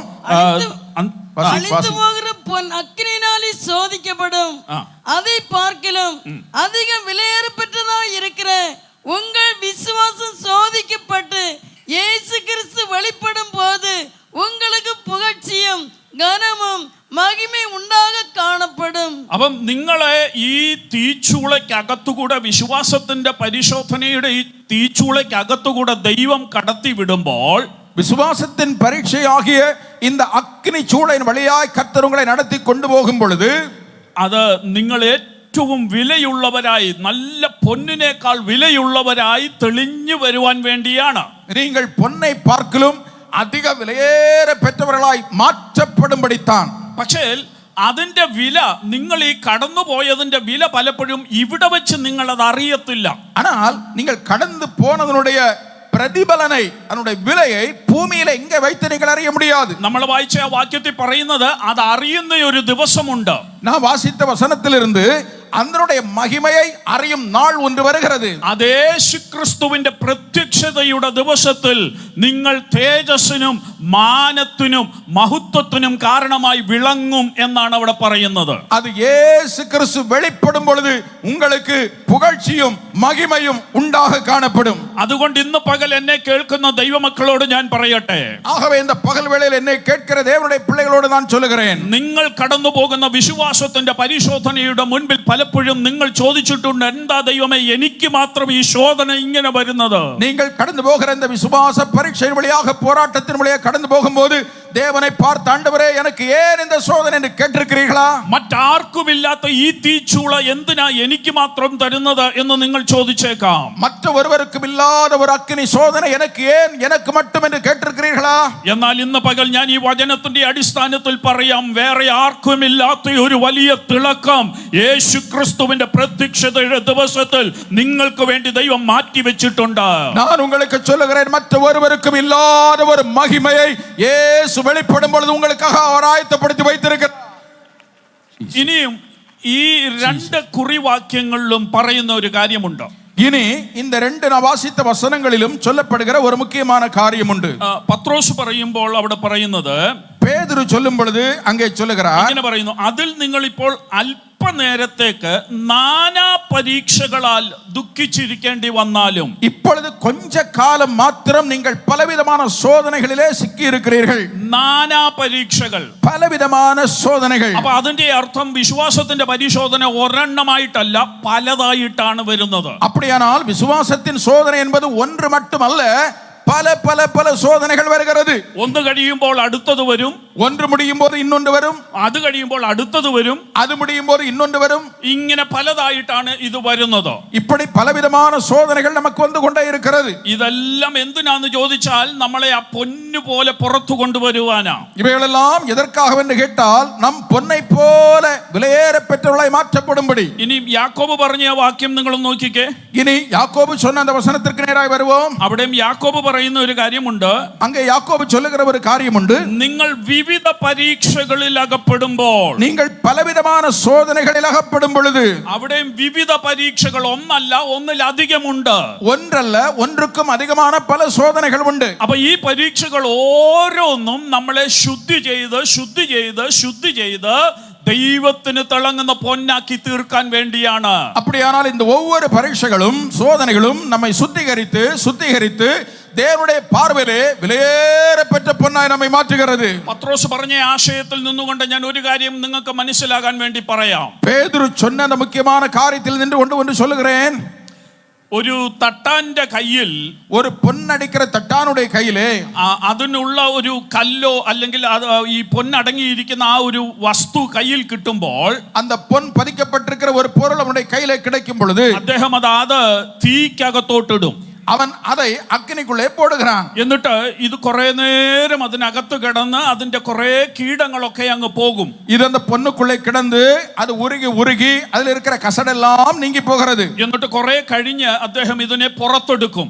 அப்படி கொஞ்ச நேரம் கழித்து அதை வெளியில் எடுக்கிறான். അതൊന്ന് തണുക്കാൻ അനുവദിക്കും. அது குளிர பண்ணுகிறான். എന്നിട്ട് അദ്ദേഹം അതെടുത്ത് ഇങ്ങനെ തന്റെ മുഖത്തിന് നേരെ ഒന്ന് പിടിക്കും. அது குளிர்ந்து கடினமான பிறகு அதை எடுத்து தன்னுடைய முகத்தை அது தெரிகிறதா என்று பார்க்கிறான். അതിങ്ങനെ പിടിക്കുമ്പോൾ அதை இப்படி அதை தூக்கி காட்டும் பொழுது ഒരു നല്ല കണ്ണാടിയിൽ തെളിഞ്ഞു കാണുന്നത് പോലെ തന്റെ മുഖം കാണാൻ പറ്റുന്നില്ലെങ്കിൽ, தன்னுடைய ஒரு கண்ணாடியிலே தன்னுடைய முகத்தை பார்க்கும் பொழுது காண்கிறது போல அந்த பொன்னிலே அவருடைய முகம் தெரியவில்லை என்றால் അത് വീണ്ടും ആ തീക്കകത്തിടും. மறுபடியும் அதை அக்கினியிலே போடுகிறான். അതിനകത്ത് എന്തൊക്കെയോ ഇനിയും മാറിയ കീടങ്ങൾ മാറാനുണ്ട്. இன்னும் ஏதோ சில கசடுகள் அந்த பொன்னிலே இருக்கிறது. കുറെ കൂടെ കഴിഞ്ഞ് വീണ്ടും അതിനെ പുറത്തെടുക്കും. கொஞ்ச நேரம் கழித்து மறுபடியும் அதை கரையில் எடுக்கிறான். എന്നിട്ട് കുറെ അത് തണുത്ത് കഴിഞ്ഞിട്ട് വീണ്ടും തന്റെ മുഖത്തിന് നേരെ പിടിക്കും. மறுபடியும் அது குளிர்வடைந்த பிறகு அதை எடுத்து தன் முகத்திற்கு நேரே பிடிக்கிறான். അന്നേരവും നോക്കും, மறுபடியும் பார்க்கிறான். അന്നേരവും തന്റെ മുഖം അതിനകത്ത് തെളിഞ്ഞു കാണുന്നിടം വരെ താൻ ഇതിങ്ങനെ ചെയ്തോണ്ടിരിക്കും. அப்படி தன்னுடைய முகம் அதிலே தெளிவாய் காண்கிறது வரைக்கும் மறுபடியும் மறுபடியும் அதை எப்படி செய்வான். ഇത് എന്തിനെ കാണിക്കുന്നു എന്ന് ചോദിച്ചാൽ, இது எதை காட்டுகிறது என்று கேட்டால், വിശ്വാസത്തിന്റെ പരിശോധനയ്ക്കകത്തുകൂടെ കർത്താവ് എന്നെയും നിങ്ങളെയും ആ തീക്കകത്തുകൂടെ വിടുന്നത്, விசுவாசத்தின் பரீட்சையிலே கர்த்தர் உங்களையும் என்னையும் அந்த அக்னிக்குள்ளே அனுமதிப்பது எதற்காகவென்றால், നമ്മളിലുള്ള കീടങ്ങളൊക്കെ ഉരുകി മാറണം. நம்மிடத்தில் இருக்கிற மாசு மறு கசடு எல்லாம் மாற்றப்பட வேண்டும். എന്നിട്ട് മാറിന പിൻപ് തട്ടാനായ യേശു ക്രിസ്തു ഇത് തന്റെ മുഖത്തിനു നേരെ ഒന്ന് പിടിച്ചു നോക്കും. தட்டானாகி இயேசு கிறிஸ்து இதை எடுத்து அவருடைய முகத்திற்கு நேரே ஒன்று பிடித்து பார்ப்பார். എന്നെയും നിങ്ങളെയും ഇങ്ങനെ പിടിക്കുമ്പോൾ, என்னையும் உங்களையும் இவ்வளமாக பிடித்து பார்க்கும் பொழுது യേശു ക്രിസ്തുവിന്റെ മുഖം അതിനകത്ത് തെളിഞ്ഞു കാണുന്നില്ലെങ്കിൽ അതിന്റെ അർത്ഥം എവിടെയോ ക്രിസ്തുവിന്റെ സ്വഭാവം ഇനിയും എന്നിൽ രൂപപ്പെടാനുണ്ട്. அதிலே இயேசு கிறிஸ்துவுடைய முகம் தெரியவில்லை என்றால் கிறிஸ்துவின் சுபாவம் இன்னும் நம்மில் வெளிப்படவில்லை, எங்கேயோ ஒரு கசடு இருக்கிறது என்று அர்த்தம். അപ്പൊ വീണ്ടും തീക്കകത്തിടും. அப்படியானால் மறுபடியும் அக்கினிக்குள்ளே தூக்கி போடுகிறான். പിന്നെയും എടുക്കും. மறுபடியும் எடுப்பான். എന്നിട്ട് വീണ്ടും നോക്കും. மறுபடியும் பார்க்கிறான். എപ്പോൾ ക്രിസ്തുവിന്റെ ആ സ്വഭാവം നമ്മളിൽ പൂർണ്ണമായി വന്നോ അതുവരെ നമ്മളെ ഈ വിശ്വാസത്തിന്റെ പരിശോധനയിലിടും. അതാണ് നാനാ പരീക്ഷകൾ, വിവിധ പരീക്ഷകൾ എന്ന് പത്രോസും യാക്കോബും ഉപയോഗിച്ച പദം. எப்பொழுது இயேசு கிறிஸ்துவின் முகம், சுபாவங்கள், குணாதிசயங்கள் நம்மில் வெளிப்படுகிறதோ அது வரைக்கும் நம்மை மறுபடியும் இந்த அக்கினிக்குள்ளே அவர் போடுவார். அதை குறித்து யாக்கோபு பலவிதமான பரீட்சைகள் அங்கே சொல்லுகிறார். എന്നാൽ ഇവിടെ സംഭവിക്കുന്നത് എന്താണെന്ന് പറയാം. നമ്മുടെ ജീവിതത്തിൽ ஆனால் நம்முடைய வாழ்க்கையிலே நடப்பது என்ன என்பதை சொல்லுகிறேன். എന്നെ ദൈവം വിശ്വാസത്തിന്റെ പരിശോധനയ്ക്കകത്തോട്ട് ഇടുകയാണ്. என்னை கர்த்தர் அந்த விசுவாசத்தின் அக்கினிக்குள்ளே போடுகிறார். അപ്പം എന്നിൽ ഒരു സ്വഭാവം മാറാനുണ്ട്. என்னிடத்திலே ஒரு சுபாவம் மாற வேண்டியது இருக்கிறது. പെട്ടെന്ന് കോപിക്കുന്ന ഒരു സ്വഭാവമുണ്ട്. திடீரென்று கோபப்படுகிற ஒரு சுபாவம். അത് ക്രിസ്തുവിന്റെ സ്വഭാവത്തിന് ചേർന്നതല്ല. அது கிறிஸ்துவின் சுபாவத்தை சேர்ந்ததல்ல. അതിനു വേണ്ടി, അത് മാറ്റാൻ വേണ്ടി എന്നെ ഈ തീക്കകത്തോട്ടിടും. அதை മാറ്റുவதற்காக என்னை அக்கினிக்குள்ளே போடுகிறார். അത് മാറ്റാൻ വേണ്ടി എന്നെ എവിടെയാ കൊണ്ടുപോയി ഇടുന്നെന്നറിയാമോ? அது மாற்றுவதற்கு, அது மாறுவதற்காக என்னை எங்கே கொண்டு போடுகிறார் தெரியுமா? പറഞ്ഞാ കേൾക്കാത്ത ഒരു മോന്, சொன்னா கீழ்ப்படியாத ஒரு மகன், ഞാൻ എന്തോ പറഞ്ഞാലും അതിന് തർക്കുത്തരം പറയുന്ന ഒരു ഭാര്യ, நான் என்ன சொன்னாலும் அதுக்கு எதிர் பேசுகிறதான ஒரு மனைவி, ഇവരുടെ കൂടെയാണ് എന്നെ കൊണ്ടുപോയി ഇടുന്നത്. இவர்களுக்கு மத்தியில தான் என்னை கொண்டு போடுகிறார். അവിടെ ഇട്ടെങ്കിലേ എന്റെ ഈ സ്വഭാവം മാറ്റിയെടുക്കാൻ പറ്റും. அந்த அக்கினியில போட்டா தான் என்னுடைய அந்த சுபாவங்கள் மாற்றப்பட முடியும். പക്ഷെ ഞാൻ ഇതിനകത്ത് കിടന്നിട്ട് ഇത് തിരിച്ചറിയാതെ, ஆனால் நான் இதற்குள்ளே கிடந்து விட்டு இதை பகுத்தறியாமல் എന്റെ മോനെ ഞാൻ കിടന്ന് വഴക്ക് പറയുകയാണ്. என் மகனை எப்போதும் குற்றப்படுத்துகிறேன். എന്റെ ഭാര്യയെ ഞാൻ എപ്പോഴും കുറ്റം പറയാ, നീ നീ നീ ഭർത്താവിന് കീഴ്പ്പെടുന്നവളല്ല, നീ വചനം അനുസരിക്കുന്നവളല്ല എന്ന് പറഞ്ഞ് അവളെ കുറ്റം പറയുക. மனைவியை பார்த்து எப்போது புருஷனை கீழ்ப்படியவில்லை, வசனத்தை கீழ்ப்படியவில்லை என்று அவளை குற்றம் பேசுகிறார். ഇങ്ങനെ ഇത് പറഞ്ഞിരിക്കുക. இப்படி சொல்லி இருக்கிறார்கள். അവസാനം മനസ്സ് മടുത്തിട്ട് கடைசியில மனம் சோர்வடைந்து കർത്താവിനോട് ചെന്ന് പറയുകയാ, കർത്താവിനോട് ചെന്ന് പറയുകയാ, கர்த்தரோடு போய் அவள் சொல்லுகிறார், കർത്താവേ ഇതങ്ങ് മാറ്റിത്താ, ஆண்டவரே இதை நீ என்னை விட்டு மாற்றி தருங்கள். എന്തോ മാറ്റാനാ പറഞ്ഞത്? எதை மாற்ற சொன்னாரு? എൻ്റെ ഭാര്യയും എൻ്റെ മോനെയും மனைவியையும் மகனையும். കാരണം ഇവര് കാരണം എൻ്റെ വിശ്വാസ ജീവിതത്തിന് വലിയ പ്രയാസമാണ്. காரணம் இவங்க எல்லாம் என்னுடைய விசுவாச வாழ்க்கைக்கெல்லாம் ரொம்ப பிரச்சனையா இருக்கிறாங்க. പക്ഷേ ദൈവം വിചാരിച്ചത് എൻ്റെ കോപ സ്വഭാവം മാറ്റണമെങ്കിൽ ഇവരുടെ കൂടെ ഇട്ടെങ്കിലേ പറ്റത്തുള്ളൂ. ஆனால் தேவனுடைய தீர்மானம் என்ன? என்னுடைய சுபாவங்களை மாற்ற வேண்டுமானால் என்னை இவர்களுக்கு நடுவே போட்டுதான் ஆக வேண்டும்.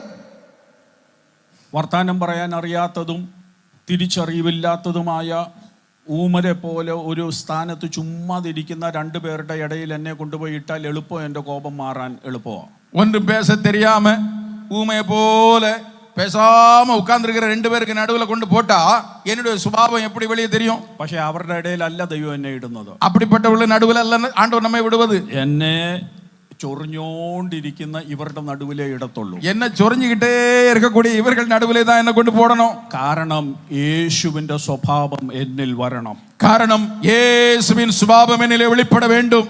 അന്നേരം ഞാൻ ഇത് മാറാൻ വേണ്ടി പ്രാർത്ഥിച്ച് ഇവരെ മാറ്റാൻ പ്രാർത്ഥിച്ചിട്ട് കാര്യമില്ല, ഞാൻ മാറാൻ കൃപ തരാൻ പ്രാർത്ഥിക്കണം. ഇവர்களை മാറ്റ வேண்டும் എന്ന് നാം ജപിക്ക കൂടാതെ എന്നെ മാറ്റും എന്ന് നാം ജപിക്ക வேண்டும். ഇനി ഇങ്ങനെ അങ്ങ് പോകട്ടെ.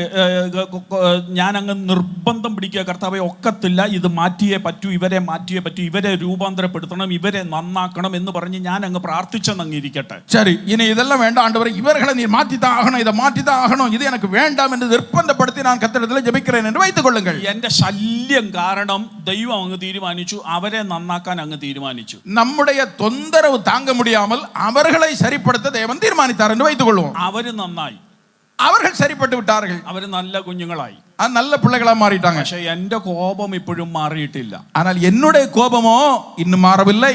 അപ്പം കർത്താവ് എന്തോ ചെയ്യും?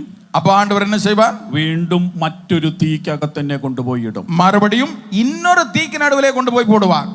അത് ചിലപ്പം 100 വിശ്വാസികളുള്ള 100 വ്യത്യസ്ത സ്വഭാവമുള്ള വിശ്വാസികളുടെ സഭയിലെ പാസ്റ്ററായിട്ട് എന്നെ കൊണ്ടുപോയി ഇടും. அடுத்த அக்கினி ஒருவேளை என்னவாக இருக்கும்? 100 வித்தியாசமான சுபாவங்களை உடைய വിശ്വാസികൾ നടുവിലെ ഒരു പോതകരാக கொண்டு போடுவார். ഇവിടെ രണ്ടുപേരെ എനിക്ക് ഹാൻഡിൽ ചെയ്താൽ മതിയായിരുന്നു. ഇങ്ങ രണ്ടുപേരെ സമാളിച്ചാൽ പോതുമായിരുന്നത്. പക്ഷെ ഇപ്പൊ 100 പേരെ ഹാൻഡിൽ ചെയ്യാനായിട്ട് തീച്ചൂളയുടെ കാഠിന്യം കൂട്ടി. ഇപ്പൊ 100 പേരെ സമാളിക്ക വേണ്ടിയ അഗ്നി ചൂളയ്ക്ക് നടുവേ കർത്തൻ നമ്മെ കൊണ്ട് പോട്ടിരിக்கிறார். അവിടെ പിന്നെയും കിടക്കും. அப்புறம் அங்கே கிடந்து மறுபடியும் அது உருகும். ഒരു കാര്യം ഞാൻ എൻ്റെ അനുഭവത്തിൽ പഠിച്ചത് ഞാൻ നിങ്ങൾക്ക് പറഞ്ഞു തരാം. என்னுடைய அனுபவத்தில் கற்றுக்கொண்டதை உங்களுக்கு சொல்லி தருகிறேன். ദൈവം എൻ്റെ ജീവിതത്തിൽ ഒരു മാറ്റം വരുത്തണമെന്ന് ദൈവം തീരുമാനിച്ചാൽ അത് ശരിയാകുന്നിടം വരെ എന്നെ ഈ തീച്ചൂളയ്ക്ക് അകത്തിട്ടുകയും എടുക്കുകയും ചെയ്തുകൊണ്ടിരിക്കും. தேவன் என்னிடத்தில் ஒரு காரியத்தை எதிர்பார்க்கிறார் என்றால் அது நடக்கிறது வரைக்கும் மறுபடியும் என்னை அக்கினிக்குள்ளே போட்டு சரியாக்கி கொண்டே இருப்பார். ഈ മർമ്മം എനിക്ക് മനസ്സിലായപ്പോൾ, இந்த ரகசியம் எனக்கு புரிந்தபோது ഞാൻ ഒരു കാര്യം ചെയ്യാൻ തുടങ്ങി. நான் ஒரு காரியம் செய்ய ஆரம்பித்தேன். എന്തെങ്കിലും ഒരു വിഷയം വരുമ്പോൾ, ஏதாவது ஒரு காரியம் வரும் பொழுது ആദ്യം പോയി കർത്താവേ ഇത് മാറ്റിത്തരണമേ എന്നല്ല ഞാൻ പ്രാർത്ഥിക്കുന്നത്. முதலாவது ஆண்டவரே இதை மாற்றித்தாரும் என்று நான் ஜெபிக்க மாட்டேன். ഞാൻ മറിച്ചു പോയി ഇരുന്ന് പ്രാർത്ഥിക്കുന്നത് ഇങ്ങനെയാണ്.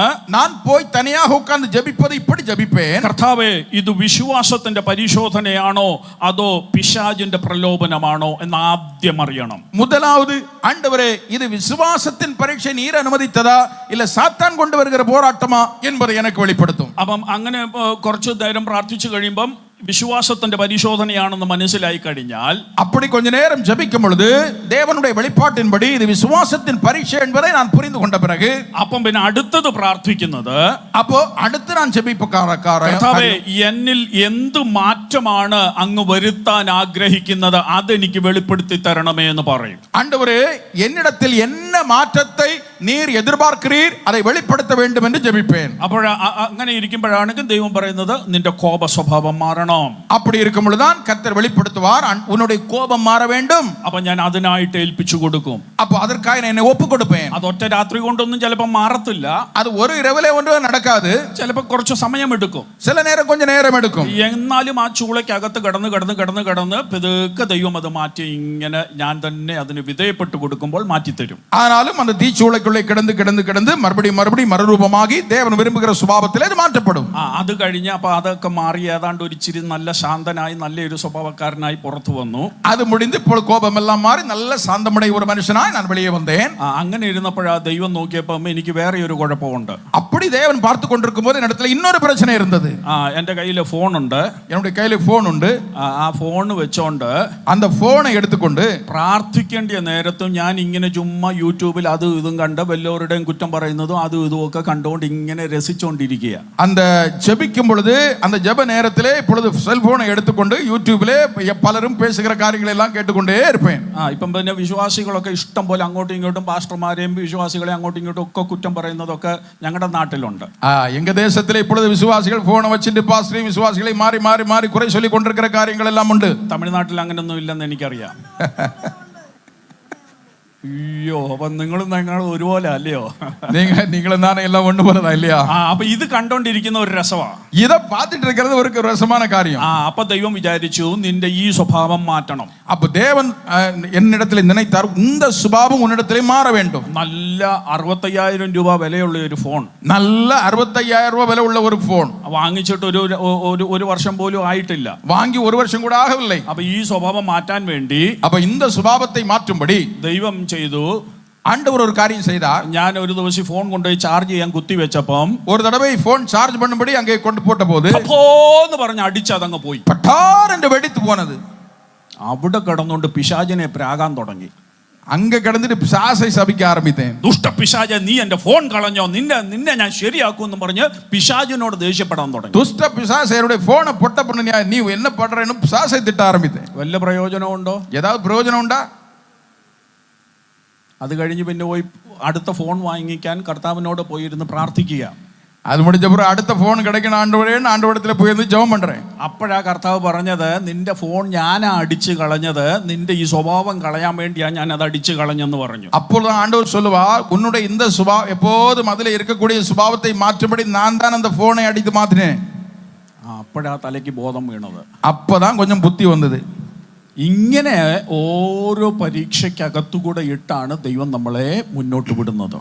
இப்படி ஒவ்வொரு சோதனை வழியாய் நம்மை கடத்தி கொண்டே தேவன் வருகிறார். ഇനി ഈ നാനാ പരീക്ഷകളുടെ മറ്റൊരു പ്രത്യേകത ഞാൻ പറയാം. இந்த பலவிதமான பரீட்சைகளுடைய இன்னொரு விசேஷத்தன்மையை சொல்லுகிறேன். അതുകൂടെ പറഞ്ഞിട്ട് വിശുദ്ധ വേദപുസ്തകത്തിൽ ഇങ്ങനത്തെ നാനാ പരീക്ഷകളിൽ കൂടെ കടന്നുപോയ ഒരു മനുഷ്യനെ ഞാൻ നിങ്ങൾക്ക് പരിചയപ്പെടുത്തുവാൻ പോകുകയാണ്. அதையும் சொல்லிவிட்டு வேத புஸ்தகத்திலே பலவிதமான இப்படிப்பட்ட பரீட்சைகள் வழியாக கடந்து போன ஒரு பரிசுத்தவானை உங்களுக்கு காட்ட விரும்புகிறேன். ഈ നാനാ പരീക്ഷയുടെ പ്രത്യേകത എന്താന്ന് ചോദിച്ചാൽ, இந்த சோதனையினுடைய ஒரு விசேஷம் என்னவென்று கேட்டால், ആദ്യത്തെ പരീക്ഷയുടെ തീവ്രത ഒരിച്ചിരി ചെറുതായിരിക്കും. முதலாவது சோதனையினுடைய தீவிரம் அது கொஞ்சம் சின்னதாக இருக்கும். എന്നാൽ രണ്ടാമത്തേത് അതിനേക്കാൾ ഒരിച്ചിരി കൂടെ വലുതായിരിക്കും. ஆனால் இரண்டாவது பரீட்சை அதை விட கொஞ்சம் பெரிதாக இருக்கும். മൂന്നാമത്തേത് അതിനേക്കാൾ വലുതായിരിക്കും. மூன்றாவது பரீட்சை இன்னும் பெரிதாக இருக்கும். അങ്ങനെ ഇത് ഓരോ പരീക്ഷയും പോകും തോറും ഇതിന്റെ തീവ്രത ഇങ്ങനെ വർദ്ധിച്ചുകൊണ്ടിരിക്കും. இப்படி ஒவ்வொரு சோதனைகளும் போக போக போக அதனுடைய தீவிரத்தன்மை அதிகப்பட்டு கொண்டே போகும். കാരണം ഏറ്റവും വലിയ പരീക്ഷ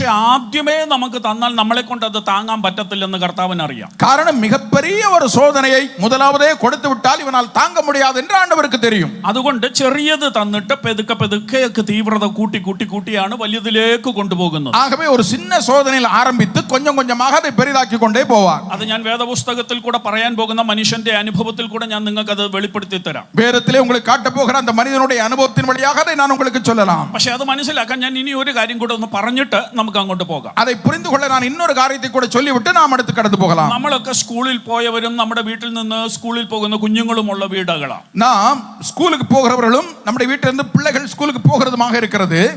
നമ്മൾ 1ാം ക്ലാസ്സിൽ പോകുമ്പോൾ, நாம் 1ஆம் வகுப்பிலே போகும் பொழுது അവിടെ പോയിരുന്ന് നമ്മൾ ആദ്യം പഠിക്കുന്നത് ആ ആ ഇ ഈ ഉ എന്നുള്ളതാ പഠിക്കുന്നത്. அங்கே முதலாவது அந்த எழுத்துக்களை அ ஆ இ ஈ என்று எழுத எழுத்துக்களை படிக்கிறோம். അത് കഴിഞ്ഞ് 1-ാം ക്ലാസ്സിൽ നമുക്ക് പരീക്ഷയുണ്ട്. அது 1ஆம் கிளாஸிலே முடிவிலே நமக்கு பரீட்சை உண்டு. അപ്പോൾ അവിടെ ഈ എല്ലാം എഴുതി നമ്മൾ ജയിച്ചു. இந்த எழுத்துக்களை எல்லாம் எழுதி நாம் ஜெயித்து விட்டோம். 2-ാം ക്ലാസ്സിൽ കയറുമ്പോൾ 2ஆம் கிளாஸிலே போகும் பொழுது അവിടെ നമ്മൾ പഠിക്കുന്നത് ആയും നായും കൂടെ ചേർത്ത് വായിക്കുമ്പോൾ ആന എന്ന് വായിക്കും. அங்கே படிக்கும்போது ஆ மட்டுமல்ல, அதுக்கு அடுத்து ஆ ஈ கா ங ச படிக்கிறோம். ഇങ്ങനെ ഓരോ വാക്കുകൾ നമ്മൾ പഠിക്കാൻ തുടങ്ങും. அடுத்ததை சேர்த்து வைத்து வார்த்தைகள் படிக்க ஆரம்பிக்கிறோம். അപ്പോൾ 2-ാം ക്ലാസ്സിലെ പരീക്ഷയുണ്ട്. அப்புறம் 2ஆம் கிளாஸிலே பரீட்சை உண்டு. അത് 1-ാം ക്ലാസ്സിലെ പരീക്ഷയെക്കാൾ ഇച്ചിരി കൂടെ ടഫ് ആയിരുന്നു. அது 1ஆம் கிளாஸ்ல இருக்கிற பரீட்சையை விட கொஞ்சம் கூட கடினமா இருக்கும். ഇനി 3-ാം ക്ലാസ്സിൽ ചെല്ലുമ്പോൾ இனி 3ஆம் வகுப்புக்கு போகும்போது നമ്മൾ അവിടെ പഠിക്കുന്നത് 1 2 3 4 എന്നുള്ളതാണ്. 1 2 3 4 என்று கணக்கு பாடம் படிக்கிறோம். അത് അവിടെയും പരീക്ഷയുണ്ട്. அங்கும் பரீட்சை உண்டு. അവിടെ അപ്പം ഈ 1ലും 2ലും പഠിച്ചത് എഴുതണം. അതിന്റെ കൂടെ ഈ 3-ാം ക്ലാസ്സിലെയും പരീക്ഷയുണ്ട്. அங்கே 1 2 படித்தது கூட 3ஆம் கிளாஸில் உள்ளதும் சேர்த்து பரீட்சை வைப்பார்கள். പിന്നെ 4-ാം ക്ലാസ്സിൽ പോയി. அடுத்து 4ஆவது வகுப்பு. 4-ാം ക്ലാസ്സിൽ ചെന്നപ്പോൾ 1 + 1 = 2 എന്ന് പഠിച്ചു. 1 கூட்டல் 1 2 என்று அடுத்த வகுப்பில் படிக்கிறோம். 2 + 2 = 4 എന്ന് പഠിച്ചു. 2 கூட்டல் 2 = 4 என்று படிக்கிறோம். അപ്പോൾ അവിടെ ഒരു പരീക്ഷ 4-ാം ക്ലാസ്സിൽ. அப்புறம் 4ஆவது வகுப்பில் ஒரு பரீட்சை. അതും നമ്മൾ പാസ്സായി. அதுவும் நாம் ஜெயித்து விட்டோம். 5-ാം ക്ലാസ്സിൽ ചെന്നു. 5ஆம் வகுப்பிற்கு போனோம். 5-ാം ക്ലാസ്സിൽ ചെന്നപ്പോൾ அங்கே போன பொழுது അവിടെ പഠിച്ചത്, அங்கே நாம் படித்தது 2 × 2 4 എന്നാ പഠിച്ചത്. 2 பெருக்கல் 2 4. 2 × 3 6 എന്ന് പഠിച്ചു. 2 பெருக்கல் 3 6 என்று படித்தோம். അപ്പൊ അത് കുറച്ചുകൂടെ കട്ടിയാ. அது கொஞ்சம் கூட கடினம். അവിടെയും പരീക്ഷയുണ്ട്. அங்கேயும் பரீட்சை உண்டு. ഇങ്ങനെ ഓരോ ക്ലാസ്സിലും പരീക്ഷ പഠിച്ച് നമ്മൾ 10-ാം ക്ലാസ്സിൽ ചെന്നു. இப்படி ஒவ்வொரு வகுப்பிலையும் பரீட்சைகள் ஜெயித்து ஜெயித்து 10ஆம் வகுப்பு வரை போய்விட்டோம். 10-ാം ക്ലാസ്സിൽ ചെല്ലുമ്പോൾ 10வது வகுப்பிலே போன போது അവിടെ വേറെ ഒത്തിരി കാര്യങ്ങൾ പഠിക്കാനുണ്ട്. அங்கே இன்னும் பல காரியங்கள் படிக்க உண்டு. പക്ഷേ അവിടെ നമ്മൾ പഠിക്കുന്നതിന്റെ എല്ലാം അടിസ്ഥാനം 1-ാം ക്ലാസ് മുതൽ ഇങ്ങനെ തുടങ്ങി വന്നതെല്ലാം കൂടെ കൂട്ടിച്ചേർത്ത 10-ാം ക്ലാസ്സിലെ പരീക്ഷ. ஆனால் உயர்ந்த வகுப்பிலே நான் படிப்பதற்கான எல்லாவற்றிற்குமான அஸ்திவாரம் 1ஆம் வகுப்பு முதலே நாம் படித்த காரியங்களில் இருந்து தான் அங்கே பரீட்சை வருகிறது. ഇനി ഞാൻ ഒരു കാര്യം ചോദിക്കട്ടെ. இனி நான் ஒரு கேள்வி கேட்கிறேன். സാധാരണ 10-ാം ക്ലാസ്സിൽ ഒരു കുഞ്ഞ് പരീക്ഷ എഴുതണമെങ്കിൽ ഒരു 16 വയസ്സ് വേണം. சாதாரணமாக 10ஆம் வகுப்பு 15 അല്ലേ 16. 10வது வகுப்பு பரீட்சை எழுத வேண்டுமானால் 15 16 வயதாக வேண்டும். നിങ്ങൾ ഇങ്ങനെ ഒന്ന് ചിന്തിച്ചു നോക്കിക്കേ. நீங்கள் இப்படி ஒன்று சிந்தித்து பாருங்கள். ഇതുവരെ സ്കൂളിൽ പോയിട്ടില്ലാത്ത ഒരു കുട്ടി, இதுவரை பள்ளிக்கூடத்திற்கு போகாத ஒரு பிள்ளை, അവന് 16 വയസ്സുണ്ട്. அவனுக்கு 16 வயசு ஆகிறது.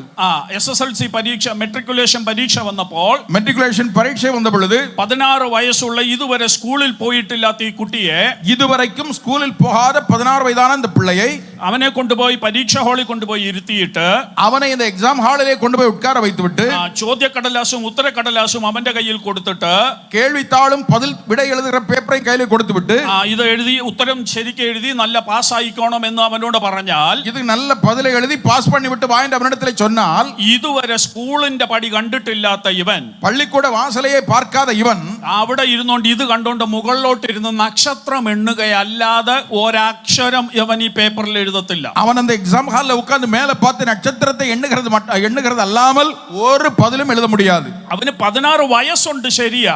அவனுக்கு 16 வயதானது சரிதான். പക്ഷെ ഈ 10-ാം ക്ലാസ്സിലെ പരീക്ഷ എഴുതാൻ അവൻ അടിസ്ഥാനത്തിൽ തൊട്ട് കിട്ടേണ്ടത് കിട്ടിയിട്ടില്ല. ஆனால் 10வது வகுப்பு பரீட்சை எழுதுவதற்கு அஸ்திபாரமாக முதல் வகுப்பிலிருந்தே அவனுக்கு ஒன்றும் கிடைக்கவில்லை. ഇതേ തത്വമാണ് ദൈവം നമ്മളോട് വിശ്വാസത്തിന്റെ പരിശോധനയിൽ ചെയ്യുന്നത്. இதே விஷயத்தை தான் விசுவாச சோதனையிலும் கர்த்தர் நம்முடைய வாழ்க்கையில செய்கிறார். ആദ്യം ചെറിയ പരീക്ഷ തരും. முதலாவது ஒரு சின்ன பரீட்சையை தருவார். അത് കഴിഞ്ഞ് അതിനേക്കാൾ ഇച്ചിരി കൂടെ കടുപ്പമുള്ളത്, அது கழிந்து அடுத்து அதை பார்க்கலும் கொஞ்சம் கடினமானது, അത് കഴിഞ്ഞ് കുറച്ചുകൂടെ കടുപ്പമുള്ളത്, அது கழிந்து கொஞ்சம் கூட கடினமானது. അങ്ങനെ ഒരു 10 പരീക്ഷ അങ്ങോട്ടായി കഴിയുമ്പോൾ, அப்படி ஒரு 10 பரீட்சைகள் ஆகும் பொழுது നമ്മളൊന്ന് തിരിഞ്ഞു നോക്കണം. நாம் திரும்பி ஒன்று பார்க்க வேண்டும். തിരിഞ്ഞു നോക്കുമ്പോൾ, நாம் திரும்பி பார்க்கும் பொழுது, ഓർത്തു നോക്കിയാൽ, ஞாபகப்படுத்தி பார்த்தால், ആദ്യത്തെ പരീക്ഷ വന്നപ്പോൾ നമ്മൾ എന്തോ ദൈവത്തോട് പറഞ്ഞത്? முதலாவது பரீட்சை நமக்கு வரும்பொழுது நாம் ஆண்டவரை பார்த்து என்ன சொன்னோம்? കർത്താവിനോട് പറഞ്ഞു, കർത്താവേ എന്നെ കൊണ്ട് ഇതൊക്കത്തില്ല, എനിക്കൊക്കത്തില്ല, എന്നെ കൊണ്ട് പറ്റത്തില്ല, എന്നെ ഇതിന്ന് പുറത്തു കൊണ്ടുവന്നേ പറ്റൂ എന്നൊക്കെ പറഞ്ഞ് നമ്മൾ പരാതികൾ പറഞ്ഞു. ஆண்டவரே இது எனக்கு முடியாது, இது எனக்கு முடியாது, இதிலிருந்து எனக்கு வெளியே கொண்டு வந்தது ஆக வேண்டும் என்று ஆண்டவரிடத்திலே நாம் சொன்னோம். പക്ഷേ കർത്താവ് ആ പരീക്ഷയിൽ കൂടെ കടത്തി വിട്ടു. നമ്മൾ ആ പരീക്ഷ ജയിച്ചു. ஆனால் ஆண்டவர் நம்மை அந்த பரிசோதனை வழியாக கடத்திவிட்டு நம்மை ஜெயிக்க பண்ணினார். രണ്ടാമത്തെ പരീക്ഷ വന്നപ്പോഴും ഇത് തന്നെ നമ്മൾ പറഞ്ഞു. இரண்டாவது சோதனை வந்த பொழுதும் இதைத்தான் நாம் சொன்னோம். പക്ഷേ അവിടെയും ദൈവം കൃപ തന്നു, നമ്മളെ ജയിപ്പിച്ച് മുന്നോട്ട് കൊണ്ടുപോയി. ஆனால் அங்கேயும் தேவன் கிருபையை தந்து அதை ஜெயிக்கும்படித்தான் கடத்தி கொண்டு போனார். 3, 4, 5 അങ്ങനെ 10ാമത്തേതിലെത്തി. 3, 4, 5, 10வது வரைக்கும் நாம் சென்றோம். 10ാമത്തെ പരീക്ഷയുടെ ഇവിടെ വന്ന് നിൽക്കുമ്പോൾ നമ്മൾ പറയുക, ഇതുവരെ വന്നതിനേക്കാൾ ഏറ്റവും കാഠിന്യമേറിയ പരീക്ഷയായി, ഇത് എന്നെ കൊണ്ട് ഇതൊക്കത്തില്ല എന്ന് പറയും. 10வது வகுப்பில் வந்து நின்ற போது இதுவரைக்கும் இதுபோல கடினமான ஒரு சோதனையை என் வாழ்க்கையிலே பார்த்ததே இல்லை என்று நாம் சொன்னோம். അപ്പൊ ദൈവം നമ്മളോട് പറയുന്ന ഒരു കാര്യമുണ്ട്. அப்பொழுது தேவன் நம்மோடு சொன்ன ஒரு காரியம் உண்டு. നീ ഒന്ന് തിരിഞ്ഞു നോക്ക്. நீ ஒன்று வாழ்க்கையை திரும்பி பார். 1ാമത്തെ പരീക്ഷ മുതൽ 9ാമത്തെ പരീക്ഷ വരെ ഇത് തന്നെയല്ലയോ നീ എന്നോട് പറഞ്ഞത്? 1வது சோதனை முதல் இந்த 10வது சோதனை வரை ஒவ்வொரு முறையும் இதைத்தானே நீ என்னிடத்திலே சொன்னாய். പക്ഷേ അവിടെല്ലാം ഞാൻ നിനക്ക് കൃപ തന്ന് നിന്നെ ഓരോ പരീക്ഷയും കടത്തി വിട്ടില്ലയോ? ஆனால் அங்கெல்லாம் ஒவ்வொரு பரீட்சையிலும் உனக்கு கிருபை தந்து அந்த பரீட்சைகளை தாண்டி வரும் கிருபையை தந்தேன் அல்லவா? അങ്ങനെയെങ്കിൽ ഈ 10ാമത്തേതിലും നീ പരാജയപ്പെടത്തില്ല, നിന്നെ ഞാൻ അക്കരെ കടത്തും. அப்படியானால் இந்த 10வது பரீட்சையிலும் நீ பின்னடைய மாட்டாய், இதிலும் நீ ஜெயித்து முன்னேறி வருவாய். ഈ 10ാമത്തെ പരീക്ഷയിൽ നിന്നെ എത്തിക്കാൻ വേണ്ടിയാണ് നിന്നെ കഴിഞ്ഞ 9 പരീക്ഷയിൽ കൂടെ ഞാൻ ഘട്ടം ഘട്ടമായിട്ട് നിന്നെ പണിതുകൊണ്ട് വന്നത്. இந்த 10வது கடினமான சோதனையிலும் நீ ஜெயிக்கும்படியாகத்தான் 1வது சின்னதிலிருந்தே உன்னை ஜெயிக்க பண்ணி கொண்டு வந்தேன். അങ്ങനെയെങ്കിൽ ഇന്ന് പകൽ എനിക്ക് ദൈവമക്കളോട് എൻ്റെ അനുഭവത്തിൽ നിന്ന് ഞാനൊരു കാര്യം പറയാം. அப்படியானால் இந்த காலை வேளையிலே என்னுடைய சொந்த அனுபவத்திலிருந்து தேவனுடைய பிள்ளைகளோடு ஒரு காரியம் சொல்லுகிறேன். വിശ്വാസത്തിന്റെ പരിശോധനയാണ് നിങ്ങളുടെ ജീവിതത്തിൽ വന്നിരിക്കുന്നതെന്ന് അറിഞ്ഞാൽ, விசுவாசத்தின் பரீட்சை தான் என் வாழ்க்கையில் வந்திருக்கிறது என்பதை நீ തിരിച്ചറിந்தாൽ, അതറിഞ്ഞു കഴിഞ്ഞിട്ട് പിന്നീട് ഒരിക്കലും അത് അറിയുമ്പോൾ ദൈവത്തോട് ഒരിക്കലും പറയല്ലേ, കർത്താവേ എന്നെ കൊണ്ട് ഇതൊക്കത്തില്ല, എനിക്കിത് വയ്യ, എന്നെ ഇതിന്ന് പുറത്തു കൊണ്ടുവരണം എന്നൊരിക്കലും പറയരുത്. தேவன் அனுமதித்த விசுவாச பரீட்சை தான் நம்முடைய வாழ்க்கையில் நடக்கிறது என்றால், ஆண்டவரே இந்த சோதனை ஏன் என் வாழ்க்கையிலே அனுமதித்தீர் என்று ஒரு நாளும் தேவனை பார்த்து நீ கேள்வி கேட்காதே. മറിച്ച് നിങ്ങൾ പ്രാർത്ഥിക്കേണ്ടത്, பதிலுக்கு நீங்கள் இப்படி ஜெபிக்க வேண்டும். കർത്താവേ, കഴിഞ്ഞ പരീക്ഷകളിലെല്ലാം അവിടുത്തെ കൃപ തന്ന് എന്നെ ഇവിടം വരെ എത്തിച്ചെങ്കിൽ, ஆண்டவரே கடந்த சோதனைகளில் எல்லாம் எனக்கு கிருபை கொடுத்து அதை ஜெயிக்கும்படி எனக்கு செய்தபடினாலே ഈ പരീക്ഷ മാറിപ്പോകാൻ ഞാൻ പ്രാർത്ഥിക്കുന്നില്ല.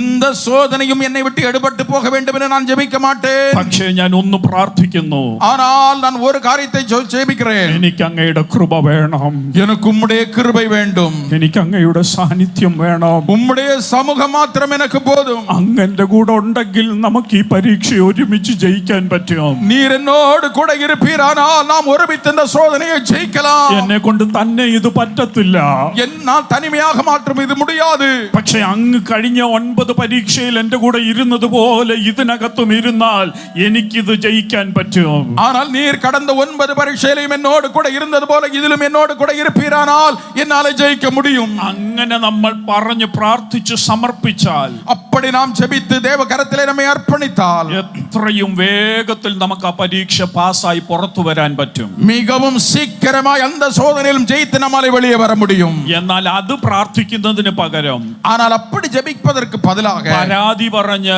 ദൈവത്തെ പഴിച്ചും എന്നെ കൊണ്ട് പറ്റത്തില്ലെന്നും പറഞ്ഞ് എനിക്ക് വയ്യാന്നൊക്കെ പറഞ്ഞു കഴിയുമ്പോൾ കൂടുതൽ സമയം അതിനകത്ത് കിടക്കേണ്ടി വരും. தேவனை பார்த்து அவரை குற்றம் சொல்லி அவருக்கு விரோதமாக பேசி இதற்கு ஏன் எனக்கு இப்படிப்பட்ட துன்பங்கள் என்று சொன்னால் இன்னும் அதிகமான நேரம் அந்த சோதனையிலே உழல வேண்டியது வரும். അതുകൊണ്ട് ഇനിയും നിങ്ങൾ ഇത് തിരിച്ചറിഞ്ഞാൽ പ്രാർത്ഥിക്കുക, ദൈവമേ ഞാൻ ഇതിനകത്തുകൂടെ പോകാം, പക്ഷേ എനിക്ക് കൃപ തരണം. இப்பொழுது நீங்கள் அதை குறித்து பகுத்தறிவுள்ளவர்களாக இருந்தால் நீங்கள் ஆண்டவரை பார்த்து ஜெபிக்க வேண்டும். ஆண்டவரே இந்த சோதனையிலும் கடந்து போக உம்முடைய கிருபை எனக்கு தர வேண்டும். 10 മിനിറ്റ് കൂടെ നമ്മുടെ മുൻപിൽ ഇന്നത്തെ പകലിലുള്ളൂ.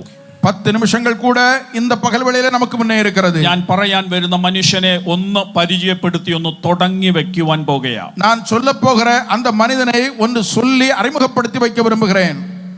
യഹൂദന്മാരുടെ വിശ്വാസത്തിലെ ഏറ്റവും വലിയ ഒരു വ്യക്തിയാണ് അബ്രഹാം പിതാവ്. ஆபிரகாம், நம்முடைய முற்பிதாவாகிய ஆபிரகாம் யூதர்களுடைய விசுவாச புருஷர்களிலே மிகவும் முக்கியமானவர். വിശുദ്ധ വേദപുസ്തകം നാം പരിശോധിച്ചാൽ വിശ്വാസത്തിന്റെ പരിശോധനയിൽ കൂടെ പോയ ഒത്തിരി ഭക്തന്മാരുണ്ട്. வேத புஸ்தகத்தை நாம் சோதித்து பார்த்தால் விசுவாச பரீட்சையின் வழியாக ஏராளம் பரிசுத்தவான்கள் கடந்து போனார்கள். ഇയ്യോബ് അതിൽ കൂടെ പോയിട്ടുണ്ട്, யோபு அந்த சோதனை வழியாக கடந்து போனார். മോശ അതിൽ കൂടെ പോയിട്ടുണ്ട്, மோசே அந்த வழியாக கடந்து போனார். ദാവീദ് അതിൽ കൂടെ പോയിട്ടുണ്ട്. தாவீது அந்த வழியாக கடந்து போனார். ഇങ്ങനെ ഭക്തന്മാരെല്ലാം ഇതിനകത്തുകൂടെ പോയിട്ടുണ്ട്. இப்படி பலவிதமான பக்தர்கள் அதன் வழியாக கடந்து போனார்கள். ഏലിയാവ് അതിനകത്തുകൂടെ പോയിട്ടുണ്ട്. எலியா அந்த வழியா கடந்து போனார். എന്നാൽ ഞാൻ അബ്രഹാമിനെ ഇന്ന് ഒന്ന് പറഞ്ഞു തുടങ്ങാൻ പോകുകയാണ്. ஆனால் இன்று ஆபிரகாமை குறித்து ஒரு ஆரம்பத்தை சொல்ல விரும்புகிறேன்.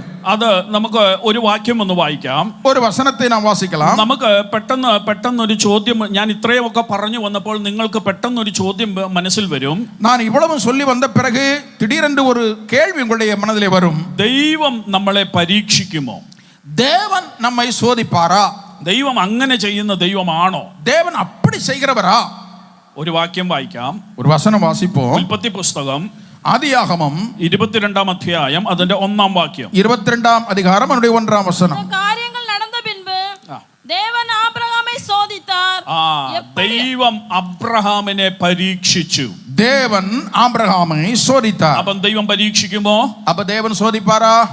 ദൈവം പരീക്ഷിക്കും. தேவன் சோதிப்பார்.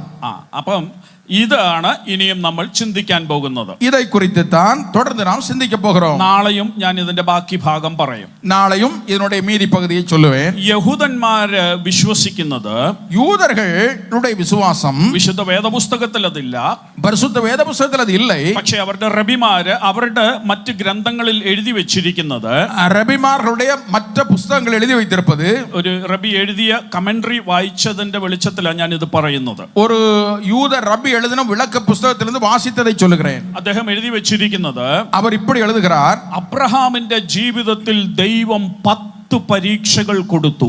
அப்ரஹாமுடைய வாழ்க்கையிலே 10 சோதனைகளை ஆண்டவர் கொடுத்தார். പക്ഷേ ആ പരീക്ഷകൾ ഏതാണെന്ന് അദ്ദേഹം പറയുന്നില്ല. ஆனால் அந்த சோதனைகள் எவைகள் என்று அவன் சொல்லவில்லை. എന്നാൽ ഒരു വാചകം എഴുതി വെച്ചിട്ടുണ്ട്. ஆனால் ஒரு வார்த்தை எழுதி வைத்திருக்கிறார். അതിലേറ്റവും അവസാനത്തെ പരീക്ഷയാണ്, 10ാമത്തെ പരീക്ഷയാണ് ഉൽപ്പത്തി പുസ്തകം 22-ാം അധ്യായത്തിൽ പറഞ്ഞിരിക്കുന്ന ഇസാക്കിനെ യാഗം കഴിക്കുന്നത്. அதிலே கடைசி 10வது பரீட்சை சோதனை தான் ஈசாக்கை பலி செலுத்தும்படி இந்த இடத்திலே சொல்லப்பட்டிருக்கிற அந்த சோதனை. അപ്പൊ അത് വായിച്ചപ്പോൾ എനിക്കൊരു എന്റെ ഉള്ളിൽ ഒരു താല്പര്യം തോന്നി, ബാക്കി 9 പരീക്ഷകൾ ഏതാണ് എന്നൊന്ന് അറിയണം.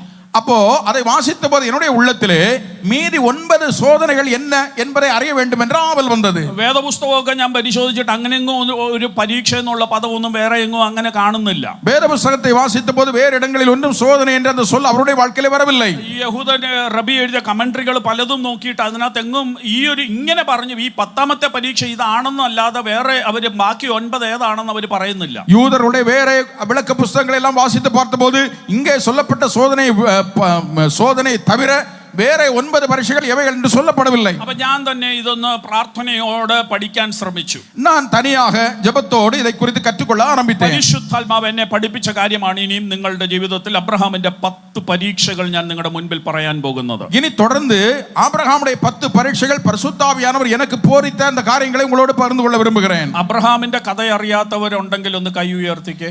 ஆபிரகாமுடைய சரித்திரம் தெரியாத யாராவது இருந்தால் கையை ஒன்று உயர்த்தலாமா? யாரும் இல்லை. എല്ലാവർക്കും അബ്രഹാമിന്റെ കഥ അറിയാം. എല്ലാവർക്കും അബ്രഹാമിന്റെ കഥ தெரியும். അങ്ങനെയെങ്കിൽ ഇനി ഞാൻ പറയാൻ പോകുന്നത് അബ്രഹാമിന്റെ കഥയല്ല, നിങ്ങളുടെയും എന്റെയും കഥയാ പറയാൻ പോകുന്നത്. அப்படியானால் இனி தொடர்ந்து நான் சொல்ல போவது ஆபிரகாமுடைய சரித்திரம் அல்ல, உங்களுடைய என்னுடைய சரித்திரம். അപ്പം ഇവിടെ ഞാൻ ഇനി അബ്രഹാമിനെ കുറിച്ച്, അബ്രഹാം കടന്നുപോയ പരീക്ഷകളെ കുറിച്ച് പറയുമ്പോൾ അവിടെല്ലാം നിങ്ങളെ കൊണ്ടുപോയി നിർത്തണം. இனி தொடர்ந்து ஆபிரகாமுடைய சரித்திரத்திலிருந்து சொல்லுகிற காரியங்களை எல்லாவற்றிலும் அந்தந்த இடத்தில் உங்களை அந்த இடத்திலே பொருத்த வேண்டும். ഒന്നാമത്തെ പരീക്ഷ, முதலாவது சோதனை ഉൽപ്പത്തി പുസ്തകം 12-ാം അധ്യായം 1-ാം വാക്യം. ஆதியாகமம் 12-ாம் அதிகாரம் 1-ாம் வசனம். கர்த்தர் ஆபிரகாமை நோக்கி, நீ உன் தேசத்தையும் உன் இனத்தையும் உன் தகப்பனுடைய வீட்டை விட்டு புறப்பட்டு நான் உனக்கு காண்பிக்கும் தேசத்துக்கு போ. ഒന്നാമത്തെ, ഞാൻ ഈ 10 പരീക്ഷകൾക്കും ഞാൻ ഒരു പേര് കൊടുത്തിട്ടുണ്ട്. ഓരോ പേര് കൊടുക്കും. இந்த 10 பரீட்சைகளுக்கும் பாஸ்டர் ஒரு நல்ல பெயர் கொடுத்திருக்காங்க. ആദ്യത്തെ പരീക്ഷയുടെ പേരാണ്, முதலாவது சோதனையுடைய பெயர் അനുസരണത്തിന്റെ പരീക്ഷ, கீழ்ப்படிதலின் பரீட்சை, ടെസ്റ്റ് ഓഫ് ഒബീഡിയൻസ്, கீழ்ப்படிதலின் பரீட்சை. അപ്പം ഇവിടെ ഒന്നാമത്തെ പരീക്ഷ അബ്രഹാമിന്റെ ജീവിതത്തിൽ തുടങ്ങുന്നത്, ദൈവം പറയുകയാണ്, നീ നിന്റെ പിതൃഭവനത്തെയും ദേശത്തെയും ചാർച്ചക്കാരെയും വിട്ട് ഞാൻ കാണിക്കാനിരിക്കുന്ന ദേശത്തേക്ക് പോകണമെന്ന് പറഞ്ഞ് വിളിക്കുക. ஆபிரகாமிடத்தில் தேவன் எதிர்பார்த்த முதலாவது காரியம், நீ உன் இனத்தையும் உன் ஜனத்தையும் உன்னுடைய வீட்டையும் சொத்து சுகம் எல்லாவற்றையும் விட்டுவிட்டு நான் உனக்கு காண்பிக்கும் தேசத்திற்கு போ என்று சொன்னார். அதை கீழ்ப்படிய வேண்டும் என்று தேவன் எதிர்பார்த்தார். സത്യദൈവം ആരാണെന്നും യഥാർത്ഥ ദൈവം ആരാണെന്നും ഒന്നും അറിയാതിരിക്കുന്ന ഒരു കാലത്ത് ഒരു ശബ്ദം കേട്ടതിന്റെ വെളിച്ചത്തിൽ ആ ശബ്ദം ദൈവശബ്ദമാണെന്ന് തിരിച്ചറിഞ്ഞ് അതിന്റെ പുറകെ ഇറങ്ങുന്ന ഒരു അബ്രഹാമിന്റെ അനുസരണം. உண்மையான தேவன் யார் என்று வெளிப்படுத்தப்படாத, பிரத்யட்சமாய் காட்டப்படாத அந்த காலத்திலே ஒரு சத்தத்தை கேட்டு அது தேவனுடைய சத்தம் என்பதை பகுத்தறிந்து அந்த சத்தத்திற்கு கீழ்ப்படுகிற இருதயம் அவனுக்கு இருந்தது. ആ അബ്രഹാമിന്റെ പരീക്ഷയിൽ ദൈവം പറഞ്ഞു, നീ ഇതെല്ലാം വിടണം. എളുപ്പമുള്ള കാര്യമല്ല ഈ പറഞ്ഞെന്ന് ഓർക്കണം. நான் சொன்ன இந்த காரியமெல்லாம் ஈஸியான எளிமையான காரியங்கள் அல்ல என்பதை புரிந்து கொள்ள வேண்டும். അതിനകത്ത് രണ്ട് കാര്യങ്ങളാണ് പ്രധാനമായിട്ടുള്ളത്. அதற்குள்ளே ரெண்டு காரியங்கள் முக்கியமா இருக்கிறது. ഒന്ന്, നീ നിന്റെ ആൾക്കാരെ എല്ലാം വിടണം. நீ முதலாவது நீ உன் இனத்தையும் ஜனத்தையும் விட வேண்டும். അതത്ര എളുപ്പമല്ല, அது ரொம்ப எளிதான காரியம் அல்ல. രണ്ടാമത് കാണിപ്പാനിരിക്കുന്ന ദേശം അത് എവിടാണെന്ന് പോലും പറയുന്നില്ല, എവിടെയോ ഏതോ ഒരു ദേശമെന്നും പറഞ്ഞ് ഇറക്കിക്കൊണ്ട് പോവാ. நான் உனக்கு காண்பிக்கிற தேசம் அது எங்க இருக்கிறது தெரியாது, எங்கேயோ ஒரு தேசம் இருக்கிறது, அதற்கு இறக்கி விடுகிறார். പക്ഷെ ഇതിന്റെ രണ്ടിന്റെയും വെളിച്ചത്തിൽ ദൈവത്തെ അനുസരിച്ചിറങ്ങുന്ന അബ്രഹാം, ஆனால் இந்த சத்தத்தை கேட்டு தேவனுக்கு கீழ்ப்படிந்து வெளியே வருகிற ஆபிரகாம். ഇന്ന് പകൽ എനിക്കറിയാം ഇവിടെ ഇരിക്കുന്ന ദൈവമക്കളിൽ നല്ലൊരു പങ്ക് ദൈവമക്കളും ഈ പരീക്ഷ പാസ്സായവരാ. இங்க இருக்கிறதுலே அதிகபட்சமான பேர் இந்த சோதனையிலே ஜெயம் எடுத்தவர்கள் தான். എങ്ങനെയൊക്കെയോ എവിടെയൊക്കെയോ നമ്മൾ ജീവിച്ചുകൊണ്ടിരുന്നപ്പോൾ സുവിശേഷം നമ്മൾ കേട്ടു, ദൈവവചനത്തിന്റെ സത്യം അറിഞ്ഞു, യഥാർത്ഥ ദൈവം ആരാണെന്നും യേശു ക്രിസ്തുവാണ് എൻ്റെ രക്ഷിതാവ് എന്ന് അറിഞ്ഞ് ആ കർത്താവിന്റെ പുറകെ ഇറങ്ങി തിരിച്ച ദൈവമക്കളെ ഓർത്ത് ഞാൻ സ്തോത്രം ചെയ്യുന്നു. எங்கேயோ எப்படியோ எந்த சூழ்நிலையிலோ வாழ்ந்த நாம் பலவிதமான காரியங்களிலே உட்பட்டு ஆண்டவருக்கு பிரியமில்லாமல் ஜீவித்திருந்த போது தேவனுடைய சுவிசேஷத்தை கேட்டு அந்த சுவிசேஷ சத்தத்திற்கு கீழ்ப்படிந்து ஆண்டவருக்காக இறங்கி புறப்பட்டு வந்த ஒரு கூட்டம் ஜனங்கள் தான் இங்கே இருக்கிறார்கள். അതിനുവേണ്ടി ഒത്തിരി വില കൊടുത്താൽ ഇതിനകത്തുണ്ട്. அதற்காக எவ்வளவோ விலை கிரயம் செலுத்தினவர்கள் இதற்குள்ளே உண்டு. ചിലപ്പോൾ നിങ്ങളുടെ വീട്ടുകാർ നിങ്ങളെ വെറുത്ത് കാണും, சில வேளை உங்களுடைய குடும்பத்தார் உங்களை வெறுத்திருப்பார்கள், നിങ്ങളുടെ പള്ളിക്കാർ നിങ്ങളെ തള്ളിക്കാണും, பழைய ஆலயத்தில் உள்ளவர்கள் உங்களை வெளியே தள்ளி இருப்பார்கள், നിങ്ങളുടെ നാട്ടുകാർ നിങ്ങളെ കളിയാക്കി കാണും, உங்களுடைய தேசத்தார் உங்களை பரியாசம் பண்ணி இருப்பார்கள். പക്ഷേ അതൊക്കെ സഹിച്ചും ദൈവത്തിന്റെ ശബ്ദം കേട്ട് അനുസരിച്ചിറങ്ങിയവരെ ഓർത്ത് ഞാൻ ദൈവത്തിന് സ്തോത്രം ചെയ്യുന്നു. ஆனால் அந்த பரியாச வார்த்தைகள் எல்லாம் கேட்டு கர்த்தருக்காக சகித்து வெளியே வந்து உங்களுக்காக கர்த்தரை ஸ்தோத்திரிக்கிறேன். അങ്ങനെ അനുസരണത്തിന്റെ പരീക്ഷ, ഏറ്റവും ആദ്യത്തെ പരീക്ഷ അതാണ്. അത് അബ്രഹാം പാസ്സായി. முதலாவது கீழ்ப்படிதலின் பரீட்சையாகிய அந்த பரீட்சையை ஆபிரகாம் ஜெயித்தார். നമ്മളൊക്കെ ഞാനിപ്പോ പറഞ്ഞ പോലെ നമ്മളൊക്കെ അത് കഴിഞ്ഞവരാണ്. നാം എല്ലാവരും அந்த പരീക്ഷയ്ക്ക് ജയിത്തവர்கள் தான். പക്ഷേ ഞാൻ എൻ്റെ വാക്കുകൾ ഇവിടെ നിർത്തുന്നതിന് മുൻപേ നിങ്ങൾ ഒന്നുകൂടെ സ്വയം ശോധന ചെയ്യുവാൻ ഞാനൊന്ന് ആവശ്യപ്പെടുകയാണ്. நான் இந்த வார்த்தைகளை இங்கே நிறுத்துவதற்கு முன்பதாக மறுபடியும் நம்மை ஒன்று ஆராய்ந்து சோதிக்க பார்க்க வேண்டும் என்று விரும்புகிறேன். സുവിശേഷത്തിന്റെ സത്യം അറിഞ്ഞപ്പോൾ നമ്മൾ പലതും വിട്ട് കർത്താവിനെ അനുസരിക്കാൻ ഇറങ്ങി. അത് നല്ല കാര്യം. சுவிசேஷ சத்தத்தை கேட்டு அதற்கு கீழ்ப்படிந்து ஆண்டவரை பின்பற்றும்படி கீழ்ப்படிந்து நாம் வெளியே வந்தோம். പക്ഷേ അത് കഴിഞ്ഞ് ஆனால் அதற்கு பின்பு ദൈവം ഒത്തിരി കാര്യങ്ങൾ പിന്നെ പലതും നമ്മളോട് പറഞ്ഞിട്ടുണ്ട്. அதற்கு பிறகு கர்த்தர் எத்தனையோ காரியங்களை நம்மிடத்திலே சொன்னார். അതെല്ലാം അനുസരിച്ചിട്ടുണ്ടെന്ന് ധൈര്യം ഉള്ളവരെ ഓർത്ത് ഞാൻ സ്തോത്രം ചെയ്യുന്നു. அவைகளெல்லாவற்றிலும் நான் கீழ்ப்படிந்தேன் என்ற உறுதி உள்ளவர்களுக்காக நான் கர்த்தரை ஸ்தோத்திரிக்கிறேன். എന്നാൽ ഇന്ന് പകൽ നമ്മൾ കണ്ണുകൾ അടച്ച് പ്രാർത്ഥിക്കുവാൻ തുടങ്ങുമ്പോൾ, இன்று பகல் வேளையிலே நாம் கண்களை மூடி ஜெபிக்க ஆரம்பிக்கும் பொழுது, കഴിഞ്ഞ നാളുകളിൽ എവിടെങ്കിലും നിങ്ങൾ അനുസരിക്കണമെന്ന് ദൈവം പറഞ്ഞ കാര്യം നിങ്ങൾ ഇതുവരെ അനുസരിക്കാതെ മാറ്റി വെച്ചിട്ടുണ്ടെങ്കിൽ, கடந்த காலங்களில் நீ கீழ்ப்படிய வேண்டும் என்று தேவன் உன்னிடத்தில் எதிர்பார்த்த ஏதாவது காரியத்திலே நீ கீழ்ப்படியாமல் காட்டியிருந்தால், അത് വചനത്തിൽ നിന്നുള്ള എന്തെങ്കിലും വിഷയമായിരിക്കാം, அது வசனத்திற்கு உட்பட்ட ஏதாவது காரியமாக இருந்திருக்கலாம், അല്ലെങ്കിൽ ദൈവദാസന്മാർ പ്രസംഗിച്ച കൂട്ടത്തിൽ നിങ്ങളോട് പറഞ്ഞ ഏതെങ്കിലും നിങ്ങൾ ചെയ്യേണ്ട കാര്യമായിരിക്കാം, அல்லது தேவதாசர்கள் உன்னோடு பிரசங்கத்திலே சொன்ன ஏதாவது காரியத்திற்கு நீ கீழ்ப்படியாமல் இருந்திருக்கலாம். പക്ഷേ അത് നിങ്ങളുടെ അഭിമാനം കാരണമോ നിങ്ങളുടെ സൗകര്യം കാരണമോ നിങ്ങൾ ഇതുവരെ അത് അനുസരിക്കാതെ മാറ്റി വെച്ചിട്ടുണ്ടെങ്കിൽ, அது உங்களுடைய மதிப்பு மரியாதை நிமித்தமாக அது கீழ்ப்படியாமல் இதுவரைக்கும் நீங்கள் இருப்பீர்களானால், ഇന്ന് പകലൊന്ന് പ്രാർത്ഥിക്കാമോ, കർത്താവേ എനിക്ക് അനുസരണത്തിന്റെ പരീക്ഷയുടെ ക്ലാസ് പാസ്സാകണം. இன்று பகல் நாம் ஜெபிக்க போகிறோம். ஆண்டவரே, அந்த கீழ்ப்படியாமை என்கிற அந்த வகுப்பிலே நாம் பாஸ் பண்ண வேண்டும். എനിക്കിനിയും അനുസരണം കെട്ടവനായിട്ട് ഈ ക്ലാസ്സിൽ തോറ്റു കിടക്കണ്ട. എനിക്ക് ജയിച്ച് അടുത്ത ക്ലാസ്സിൽ കയറണം. கீழ்ப்படியாதவனாக இந்த முதலாம் வகுப்பிலே நான் தோல்வி அடைந்து எடுக்க கூடாது. அடுத்த வகுப்பிற்கு நான் கடந்து செல்ல வேண்டும். എല്ലാ കണ്ണുകളും ദൈവസന്നിധിയിൽ അടയട്ടെ. എല്ലാ കണ്ണുകളും ദൈവ സമൂഹത്തിലെ അടയലാം. എല്ലാ പുസ്തകങ്ങളും ദൈവസന്നിധിയിൽ അടയട്ടെ. എല്ലാ പുസ്തകങ്ങളെയും നാം മൂടി வைத்து വിടുவோம். ഒരു നിമിഷം പരിശുദ്ധാത്മാവ് നിങ്ങളുടെ ഹൃദയങ്ങളോടൊന്ന് സംസാരിക്കാൻ വിട്ടുകൊടുക്കാമോ? ഒരു നിമിഷം പരിശുദ്ധാവിയാനവരുടെ ഹൃദയങ്ങളിലെ പേശുവதற்கு നിങ്ങൾ അനുവദിക്കലാമാ? കഴിഞ്ഞ നാളുകളിൽ നിങ്ങൾ ദൈവവചനം വായിച്ചപ്പോൾ ആയിരിക്കാം ദൈവം നിങ്ങളോട് പറഞ്ഞത്. கடந்த நாட்களிலே வேதவசனத்தை வாசிக்கும் போதாக இருக்கலாம் ஒருவேளை தேவன் உங்களோடு பேசினது. ചിലപ്പോൾ ഏതെങ്കിലും പ്രസംഗം കേട്ടതിലായിരിക്കാം. சில நேரங்களில் தேவன் ஏதாவது பிரசங்கத்தின் வழியாக உங்களோடு பேசியிருக்கலாம். ചിലപ്പോൾ ഒരു പാട്ടിന്റെ വരിയിൽ കൂടെ ആയിരിക്കാം നിങ്ങളോട് ചിലത് ചെയ്യാൻ ദൈവം ആവശ്യപ്പെട്ടത്. சில வேளை ஒரு பாடல் வரியின் மூலமாக நீ ஏதாவது செய்ய வேண்டியது தேவன் உன்னோடு பேசியிருக்கலாம். ചിലപ്പോൾ നിങ്ങൾ പ്രാർത്ഥിച്ചുകൊണ്ടിരുന്നപ്പോഴായിരിക്കാം ദൈവം നിങ്ങളോട് ചിലത് പറഞ്ഞത്. சில வேளைகளிலே தேவன் நீங்கள் ஜெபித்துக் கொண்டிருக்கும் போது தேவன் உங்களோடு இடைப்பட்டிருக்கலாம். പക്ഷേ ഇതുവരെ അത് അനുസരിച്ചിട്ടില്ലെങ്കിൽ, ஆனால் இதுவரைக்கும் நீங்கள் கீழ்ப்படியாவிட்டால், ഇന്ന് പകൽ കർത്താവിനോടൊന്ന് പറയാമോ? இன்று பகல் வேளையிலே ஆண்டவரோடு ஒன்று சொல்லலாமா? കർത്താവേ, എനിക്ക് കിട്ടുന്ന അടുത്ത അവസരത്തിൽ ஆண்டவரே எனக்கு இனி ஒரு தருணம் நீர் கொடுத்தார், ഞാൻ അത് ചെയ്തു കൊള്ളാം. அதை நான் செய்வேன். ശാന്തമായിട്ട് ദൈവസന്നിധിയിൽ നിങ്ങളുടെ ഹൃദയങ്ങളൊന്ന് പകർന്നാട്ടെ. அமைதியாக தேவ சமூகத்தில் உங்களுடைய இருதயங்களை ஒன்று ஆராய்ந்து ஒப்பு கொடுங்கள். പരിശുദ്ധാത്മാവ് നിങ്ങളോട് ഇടപെടട്ടെ. പരിശുദ്ധ ആവിയാനവർ ഉങ്ങളോട് പേசுவாராக. ചിലപ്പോൾ ആരോടെങ്കിലും ക്ഷമിക്കാൻ ആയിരിക്കും ദൈവം നിങ്ങളോട് പറഞ്ഞത്. சில வேளை யாரையாவது மன்னிக்கும்படி ஆண்டவர் உங்களோடு பேசியிருக்கலாம். ചിലപ്പോൾ ആരെങ്കിലും നിങ്ങളോട് തെറ്റ് ചെയ്തതായിരിക്കാം, പക്ഷേ അവര് നിങ്ങളോട് മിണ്ടാതിരിക്കുന്നു. അതുകൊണ്ട് നിങ്ങൾക്ക് അവരോട് ബന്ധമില്ലാതെ നിങ്ങൾ മുറിഞ്ഞു പോയിരിക്കുന്ന അവസ്ഥയിലായിരിക്കാം.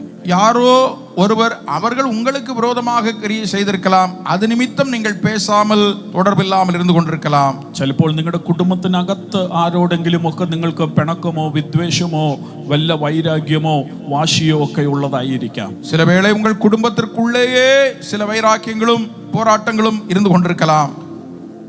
എന്തുമായിക്കൊള്ളട്ടെ, എതുവാகவும் இருக்கட்டும். ചിലപ്പോൾ നിങ്ങളുടെ ജീവിതത്തിലെ ഏതെങ്കിലും മുറുകെ പിടിച്ചിരിക്കുന്ന പാപമായിരിക്കാം വിട്ടുകളയാൻ ദൈവം നിങ്ങളോട് ആവശ്യപ്പെടുന്നത്. சில வேளை உங்களுடைய தனிப்பட்ட வாழ்விலே நீங்கள் விட முடியாத ஒரு பாவமாக இருக்கலாம். രഹസ്യ ജീവിതത്തിലെ പാപങ്ങൾ, രഹസ്യ வாழ்வில் இருக்கிற பாவங்கள். ഇന്ന് പകൽ പരിശുദ്ധാത്മാവ് അത് ഓർപ്പിക്കുന്നുണ്ടെങ്കിൽ ഒന്ന് പറയാമോ? കർത്താവേ, എനിക്ക് ഈ പരീക്ഷ ജയിക്കണം.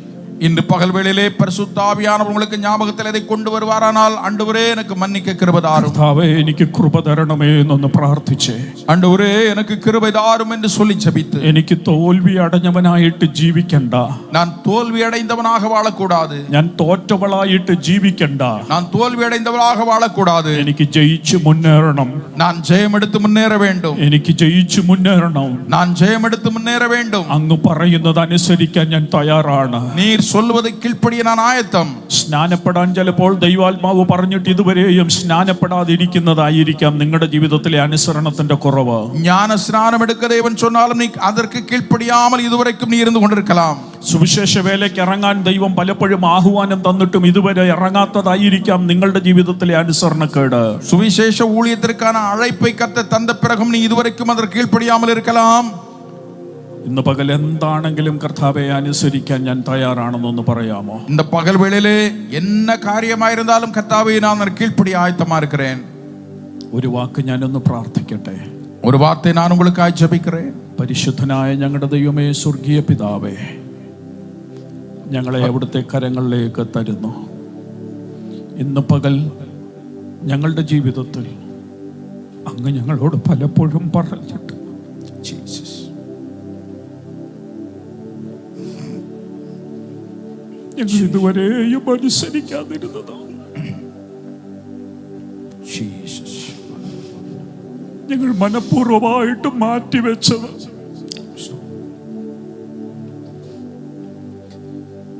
ഞങ്ങൾക്ക് ഞങ്ങളുടെ അഭിമാനമാണ് വലുതെന്ന് തോന്നിയത് കൊണ്ട് ഞങ്ങളത് ചെയ്യാൻ തയ്യാറായില്ല കർത്താവേ. ചില പാപങ്ങൾ ഞങ്ങളെ മുറുകെ പിടിക്കുന്നത് പലപ്പോഴും അങ്ങ് ഞങ്ങളോട് പറഞ്ഞിട്ടുണ്ട്, അത് തെറ്റാണ്, തെറ്റാണ്, ചെയ്യരുത്, ചെയ്യരുതെന്ന്. പക്ഷെ അല്പസമയത്തേക്ക് കിട്ടുന്ന ആ സുഖം കാരണം ഞങ്ങൾക്കത് വിട്ടുകളയാൻ പറ്റാതെ ഞങ്ങളങ്ങ് അനുസരിക്കാതെ പോയത് ഞങ്ങളോട് ക്ഷമിക്കണമേ.